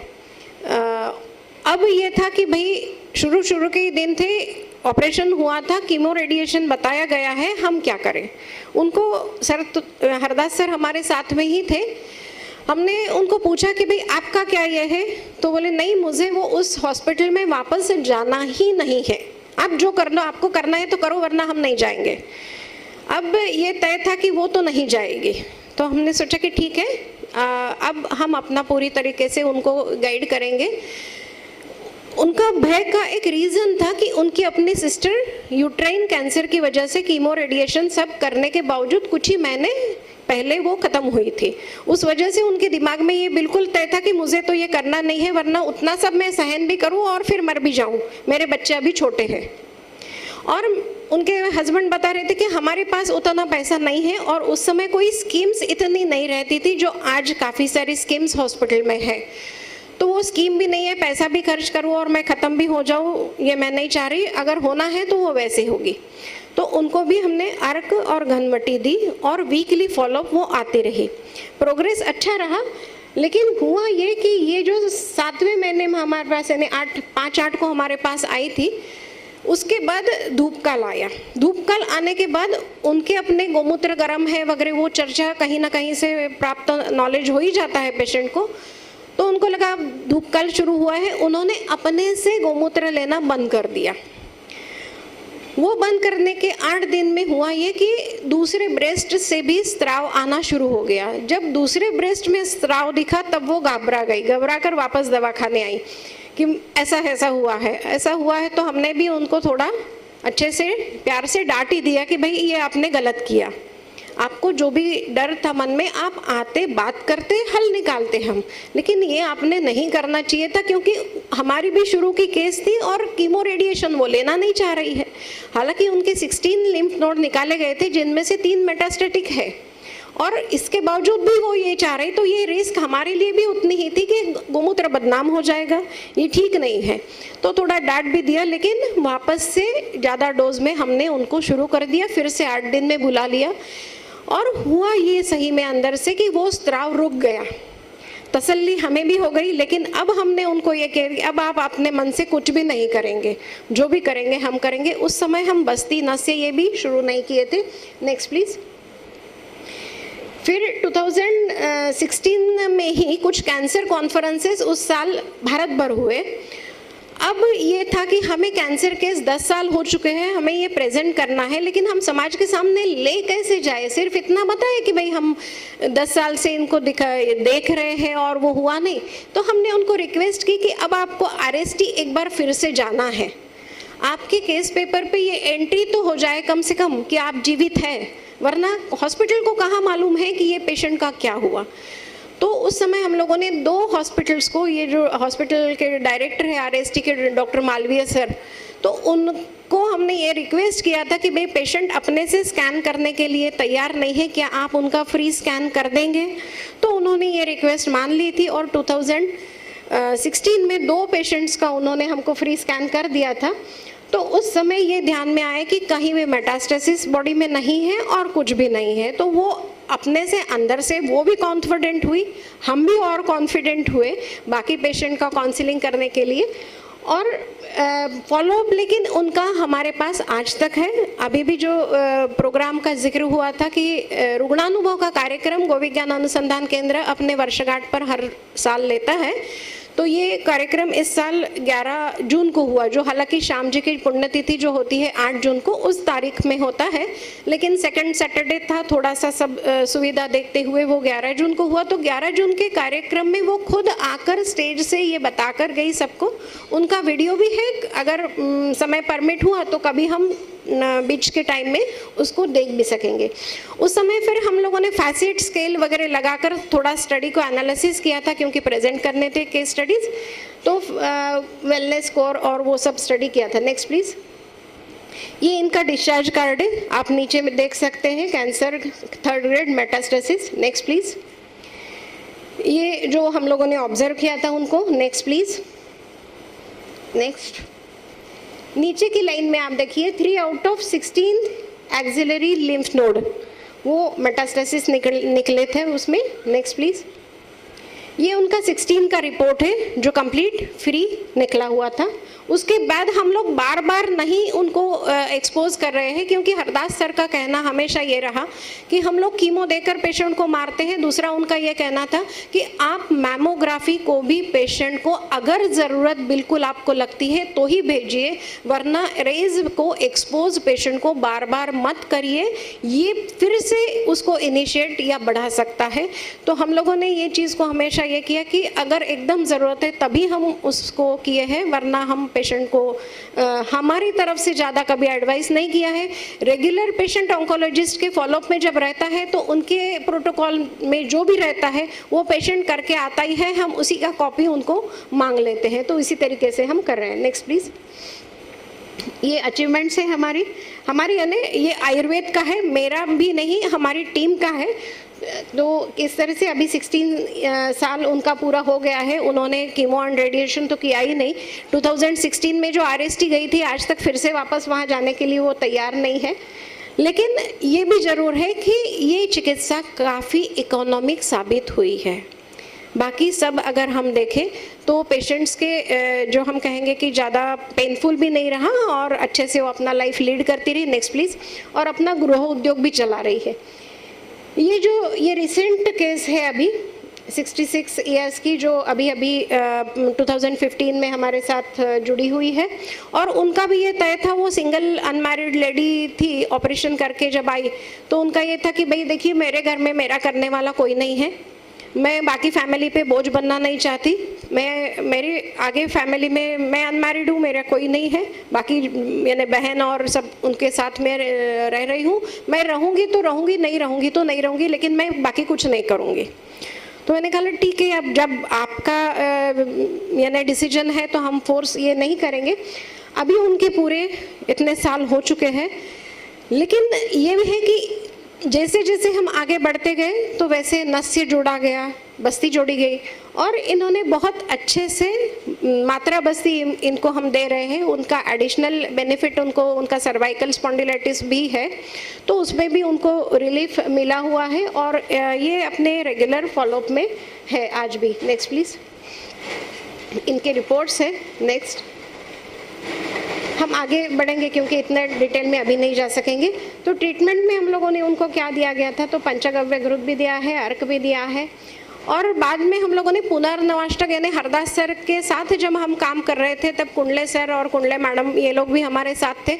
तो उनका ये एक एडवाइस था कि भाई पुनर्नवाष्टक काढ़ा आप उसमें देते रहिए और फिर उस समय हम लोगों ने पुनर्नवाष्टक काढ़ा को जोड़ा था। काढ़ा अपने घर में वो पेशेंट ने फ्रेश तैयार करना है सुबह शाम और उसमें बनने के बाद अर्क को डालना है और सुबह खाली पेट या शाम को। उसके बाद फिर हम रक्तशोधक काढ़ा भी जोड़ने लगे। तो ये 2 काढ़ा अगर ज़रूरत पड़े या दशमूल काढ़ा, इन 3 के अलावा हम ज़्यादा बाहर की चिकित्सा नहीं देते हैं। आमतौर पर मोस्टली जो यहाँ की दवाइयाँ बनी हैं वही दवाइयाँ हम लोग देते हैं और लोकल एप्लीकेशन के लिए अपने जो भी तेल है उसकी ज़रूरत जब पड़ती है तो देते हैं या नियमित पादाभंग या नाभि पूरण इस तरह का भी पेशेंट्स को बताते हैं। नेक्स्ट प्लीज़, ये नियर अबाउट सेम है, हम आगे बढ़ेंगे। नेक्स्ट, इसोफेगस में एक वरदान मैं कह सकती हूँ आयुर्वेद को। अभी तक मैंने इसोफेगस का पेशेंट बचा हुआ तो नहीं देखा लेकिन मिजरेबल डेथ भी अपने एक भी पेशेंट की नहीं देखी। तो इसमें बस्ती एक बहुत बड़ा वरदान साबित हुआ है। अभी अभी के पिछले साल की बात है, एक अंकल आए थे, उनका ये था कि भाई इसोफेगस कैंसर डायग्नोज हुआ है और अब मुझे आरएसटी का जो भी रेगुलर ट्रीटमेंट है या स्टेन है ये सब कुछ मुझे कुछ भी नहीं करना है, बस मुझे जो भी करना है आप कुछ कर सकते हैं तो करो, मरना मुझे कुछ नहीं करना है। तो ट्रीटमेंट शुरू की लेकिन 8 दिन बाद फॉलोअप में तो वो थोड़ा खुश थे लेकिन उनके पहले ही इसमें हमने उनको पूछा था कि भाई अंकल आप बस्ती लेंगे। तो बस्ती आप भी जानते हैं कुछ ऐसी ट्रीटमेंट हो जाती है कभी कि पेशेंट विलिंगली एडमिट नहीं करता बस्ती को लेने के लिए, लेकिन हमने एक पहले ही दिन उनको छोड़ के रखा था दिमाग में कि भाई आप सोच लीजिए आप बस्ती के लिए, लेकिन नेक्स्ट इसमें आप तैयार हो जाएंगे तो ज़्यादा बेटर रहेगा। क्योंकि ये काम जब से मैंने शुरू किया था उसी समय हम लोगों ने बस्ती के माध्यम से इसोफेगस कैंसर के पेशेंट को अच्छा देखा था और उसके बाद काफ़ी सारे जिन लोगों ने भी लिए बस्ती विद इन 2-3 डेज या कभी कभी लास्ट डे तक, ये अंकल का भी वैसे हुआ कि 15-20 दिन बाद का जब फॉलोअप में वो आए तब केबिन में एंट्री ही ऐसी हुई कि क्या आप मुझे पानी भी पीने दोगे। मैंने कहा अब तो हो गई दिक्कत, अंकल आज बहुत नाराज़ है। तो पहले बिठाया फिर कुछ चीज़ें पूछी लेकिन भले मैं करूं क्या, मुझे भूख लगती है, मैं खा नहीं सकता, मैं अब तो पानी भी नहीं पी पा रहा हूं। तब उनको हमने एक ही रिक्वेस्ट की कि अंकल आज हमारे लिए आज आप एक बस्ती कम से कम कर लीजिए, एक बस्ती के बाद फिर हम देखेंगे आगे करना नहीं करना, जो आप बोलेंगे हम करेंगे, लेकिन एक बस्ती आप हमारे लिए तैयार हो जाइए। और उस दिन हमने उनको एक बस्ती मात्रा बस्ती पंचगव्य घृत की दी और उसका परिणाम ये हुआ कि अंत तक वो अपना खाना पीना करके उस दिन खाने के 1-1.5 घंटे बाद गुजर गए, यानी उसके बाद फिर से ब्लॉकेज उनका नहीं हुआ। ये इसोफेगस कैंसर में एक बहुत अच्छी चीज़ ये है कि वो पेशेंट अंत तक अच्छे से खा पी सकता है। जो भी उसका मेरा ये मानना हुआ है इतने साल से, डेट एंड टाइम और प्लेस उसका जो भी होगा वो होगा, लेकिन वहाँ जाने तक का मार्ग अगर हम उसको सुकर करके दे सकते हैं तो बाकी आगे उसका विधि का विधान जो भी हो सकता है। Next please. कोलोन कैंसर की भी एक ऐसी केस है, हम सीधा केस पर ही चलेंगे। Next please. 2008 में ये लेडी हमारे पास आई थी। उनका ये था कि होता है ये जैसे नागपुर से अमरावती करके जो एरिया है, अमरावती से और गांव में वो लेडी रहती थी, नागपुर आती थी दवाखाने में, तो 3 स्टेज में व्हीकल्स चेंज करके उसको आना पड़ता था। हरदास सर भी उस समय हमारे साथ थे और हुआ ये कि 4 महीने बाद उनका ऑपरेशन ज़बरदस्ती फिर उनके मैके वालों ने किया कि भाई ससुराल वाले कुछ भी नहीं कर रहे, अब मेरी सिस्टर ख़त्म हो जाएगी, तो चलिए अब आप हमारे घर में उसको छोड़ दीजिए, हम देखते हैं। और इस तरह से उन्होंने सर्जन के पास ऑपरेशन तो कर लिया 4 महीने बाद, लेकिन कीमो और रेडिएशन या उनका ये था कि भाई इतना हम खर्चा नहीं कर सकते, और करते करते गोविज्ञान पहुंच गए। गोविज्ञान पहुंचने के बाद फिर हम लोगों ने अपनी चिकित्सा, जैसे शुरू में उस समय हम लोग सिर्फ अर्क और घनमटी ही दे रहे थे, पेशेंट का रेगुलर फॉलो बहुत अच्छे से हो रहा था, बहुत ऑनेस्टली उन लोगों ने आज भी ट्रीटमेंट फॉलो की है। Next please. और धीरे धीरे ध्यान में आया कि उनकी जो बैग लगाई गई थी उसको भी एक्चुअली फिर से ये करना था, सर्जरी करना था, कोलन को जोड़ना था, लेकिन वो आगे गई ही नहीं आरएसटी में। वो बैग आज तक भी वो मेंटेन कर रही है, लेकिन उनका कहना है अब मैं ऑपरेट नहीं करना, मुझे करना ही नहीं, वो मेंटेन कर रही है। लेकिन जो भी दवाइयाँ हम लोग देते रहे बीच में, कभी पित्त का कुचला या सर्दी खांसी जुकाम ऐसा भी कभी हुआ तो वो कहीं दूसरा दवाई नहीं लेती थी, वो अपने ही पास आती है आज भी। Next please. उनका भी उस समय जो मैंने कहा 2016 में हम लोगों ने जब कॉन्फ्रेंसेस में ये किया तो स्कैन किया था, फैसिट स्कोर और वो सब ये किया। Next please. ये उनका डिस्चार्ज कार्ड है। नेक्स्ट। और ये 2016 का उनका स्कैन है। 16 तक उनके मन में भी कुछ कहीं शंका, मन में एक बैक ऑफ द माइंड कहीं था कि मैं उसको कैंसर हुआ था। उनके बच्चे भी उस समय बहुत छोटे थे, वो घबरा रही थी कि भाई मैं और कुछ करूँ तो मेरा कुछ ना हो जाए। लेकिन now she is very confident. बच्चे भी अभी लगभग शादी की उम्र में उनके आ चुके हैं और रेगुलर अपना वो ले रही है। Next please. ये लगभग ऑब्वियस सेम है। Next please. ब्लड कैंसर में भी हम लोगों ने ये देखा कि ट्रांसफ्यूजन का जो टाइम है या हीमोग्लोबिन का परसेंटेज है ये बढ़ रहा है, क्वालिटी ऑफ लाइफ मिल रहा है। Next please. यूट्रस में काफ़ी बार ये ध्यान में आता है कि कुछ अंदर जो लेयर्स है वहाँ एंडोमेट्रियम में अगर चेंजेस आने लगे तो फिर डॉक्टर्स बोलते हैं कि भाई ये कैंसर पर जा सकता है, अभी गया नहीं है, लेकिन उस कंडीशन में हिस्टेक्टोमी की जाती है। अगर आप उनको पंचगव्य के लिए सुझाव देंगे तो यहाँ ये लेयर्स चेंज होते हैं। उसमें हम लोग पंचगव्य का और अर्क का पिछुधारण के लिए भी बोलते हैं, और जो हम लोग जिसको बस ये बोलते हैं कि सिड्स बाथ तो उसके लिए भी बोलते हैं। एडिशनल लोकल चिकित्सा जिसे हम कहेंगे उसके लिए भी कहते हैं, बस्ती के लिए भी कहते हैं। और इसका बहुत अच्छा बेनिफिट हमें मिलता है कि अंदर बाद में आपको लेयर्स में चेंजेस आए हुए मिलते हैं और ब्लीडिंग कंट्रोल भी मिलता है। इस तरह की एक ओल्ड लेडी 84 ईयर्स की आज भी हमारे साथ वो जुड़ रही है कि 96 से उनको कैंसर का ये था और वो अपने पास रेगुलर आती है, बस्ती लेती है। उनका आप पालपेट करेंगे तो अंदर गाठान मिलती ही है, लेकिन पिछुधारण, बस्ती, इन सब के माध्यम से वो कैंसर के साथ अपना नॉर्मल लाइफ बहुत अच्छे से लीड कर रही है। उनका मैंने डिटेल लिया नहीं क्योंकि कितना पेशेंट का हम लेंगे, हमें भी तो अपनी मर्यादा रहेगी ही। Next please. प्रोस्टेट कैंसर में भी ऐसा है कि वहाँ क्योंकि एंडोक्रिनल ही ये है तो इसमें आपको बहुत अच्छे रिजल्ट्स नस्य के माध्यम से भी मिलेंगे और कुछ आपको और उसका कल भी सुनने को मिल सकता है या आज जो भी समय होगा उसमें मिल सकता है, तो मैं इसमें ज़्यादा आपका समय नहीं लूँगी। लेकिन प्रोस्टेट के लिए भी हम इन सब का उपयोग करेंगे तो रिजल्ट्स हमको अच्छे मिलेंगे। घबराने की ये नहीं है कि भैया हम कीमो रेडिएशन नहीं देंगे तो क्या होगा, ऐसे पेशेंट्स भी काफ़ी है। Next please. तो हमारे ऑब्जर्वेशंस क्या है? अर्क शुरू होने के बाद पहले या दूसरे इसमें पेशेंट आपको ये बताता ही है कि हाँ मुझे पहले से अच्छा लगने लगा है। अब अच्छा में उसका अपना अपना अलग क्राइटेरिया हो सकता है, लेकिन ये बताता है।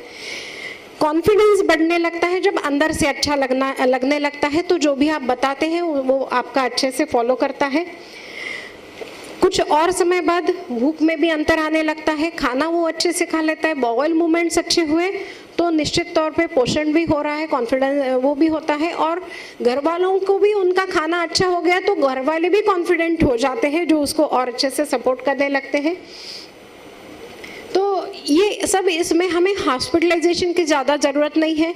आज तो गोविज्ञान के पास एक भी बेड नहीं है, जो भी हम कर रहे हैं ओपीडी लेवल पे ही कर रहे हैं। थोड़ा कुछ समय आप यहाँ रुको, जो भी करना है करो और अपने घर में करके फिर से वापस आओ। इसी तरीके से आज भी हम कर रहे हैं। तो जो भी हमारे थोड़े एक्सपीरियंसेस हैं ये यहाँ हम आपके साथ शेयर कर रहे हैं। Next please. क्या पंचगव्य और जो आज मॉडर्न मेडिसिन की जो भी ट्रीटमेंट चल रही है उसका अगर हम कॉस्ट वाइज और अवेलेबिलिटी वाइज भी ये करें, जैसे पटनकर सर ने अभी कहा कि हमारे निर्माता कहाँ कहाँ हो सकते हैं, तो हर गांव में हमारे निर्माता हो सकते हैं। हमारे वैद्य कहाँ कहाँ हो सकते हैं, तो हर गांव में हमारे वैद्य हो सकते हैं। आज भारत में इतने आयुर्वेदिक कॉलेजेस हैं, क्या सर एक एक आयुर्वेदिक कॉलेज में एक ऑन्कोलॉजी का डिपार्टमेंट आयुर्वेद की तरह से चिकित्सा करने वाला हो सकता है? तो ये अगर खुल जाए तो पूरा मुझे लगता है बहुत बड़ा दालन खुल जाएगा।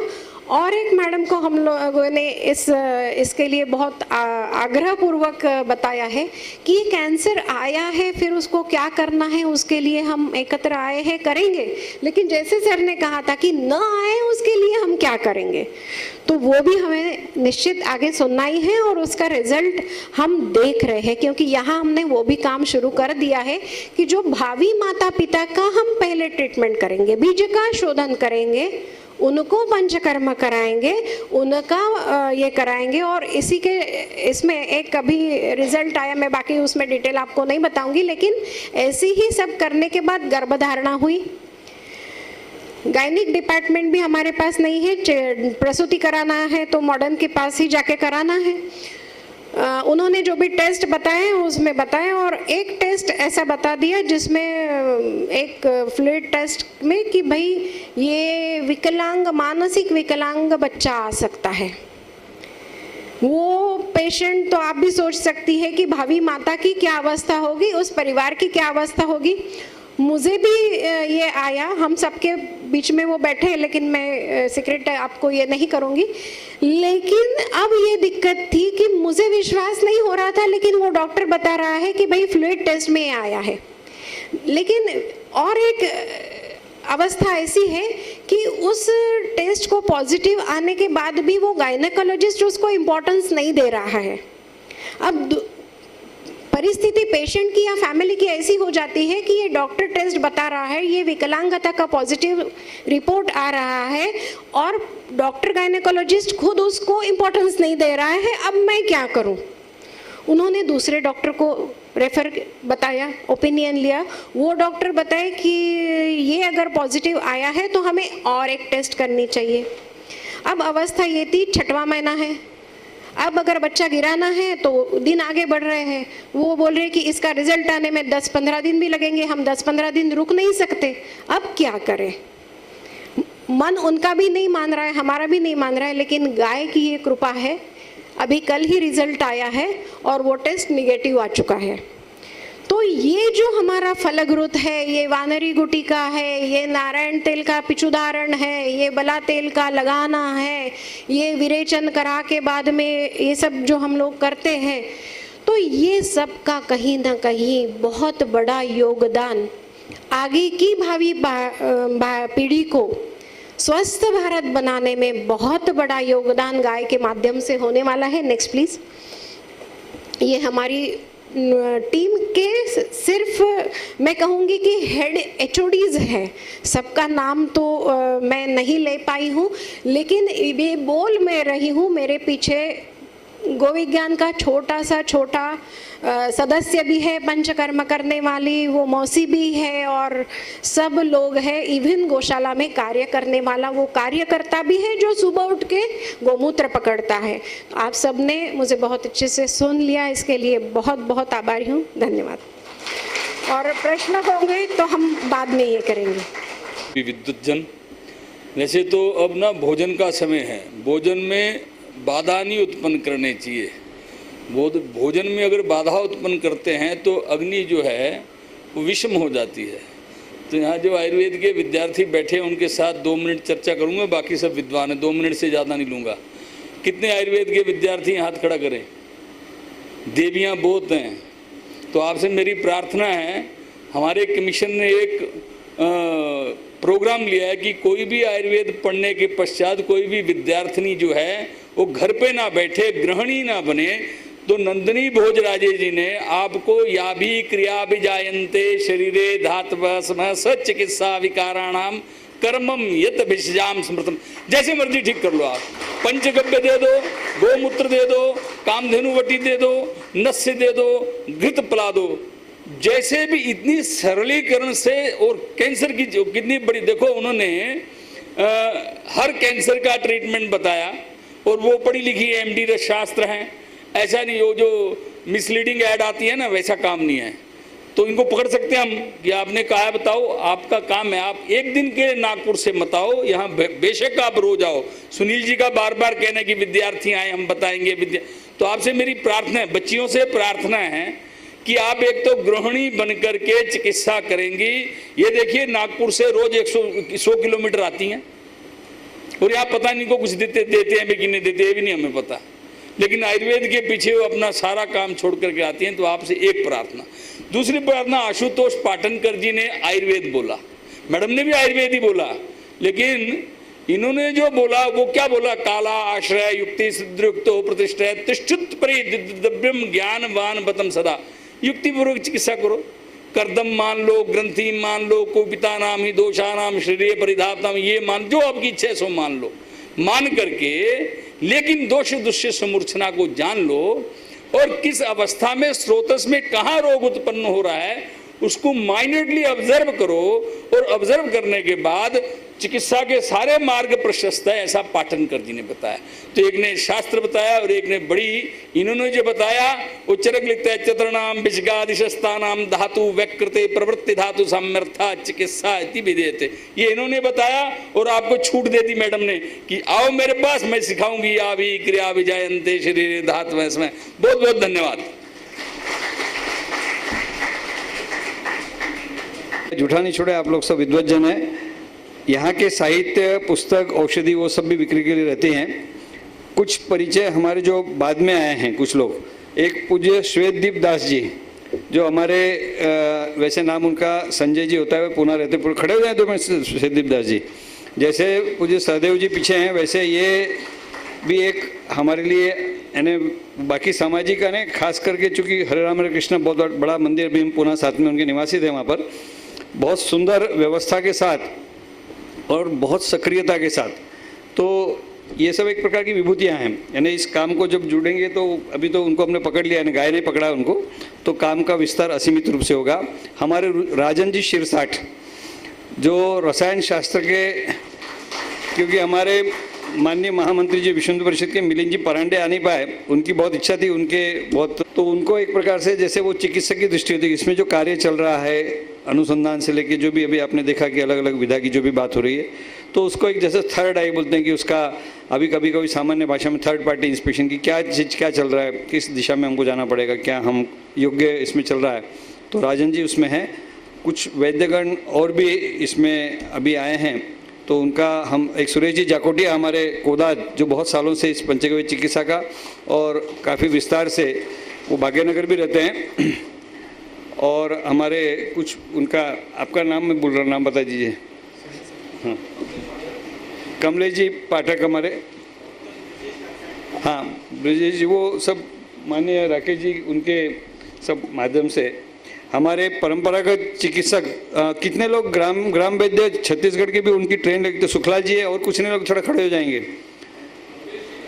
हाँ, तो सुखलाल जी वहाँ से हैं, वैसे धनबाद भी रहते हैं, 2-3 जगह पर उनका स्थान है। अवधेश जी और वो सब 5 लोग छत्तीसगढ़ से, क्योंकि ग्राम वैद्य की परंपरा, हमारे 6 लाख से ज़्यादा गांव हैं, और ये सब चीज़ें जैसे बार बार आया था कि हमारे गांव में भी ये चीज़ें, तो उसमें अच्छे मानक के साथ, अच्छी उसकी जिसको बोलते हैं वैज्ञानिक पद्धति के साथ ये सारा काम, तो वो भी समानांतर रूप से आगे बढ़ेगा।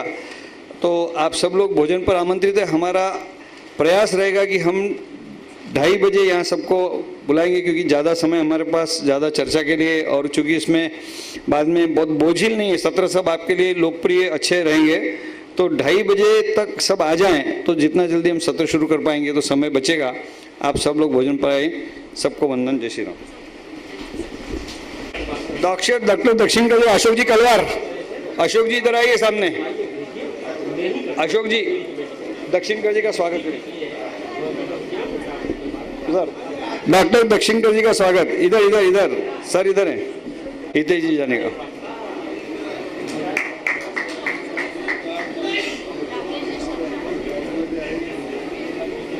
आता तुम्ही अध्यक्ष जी आता नंतर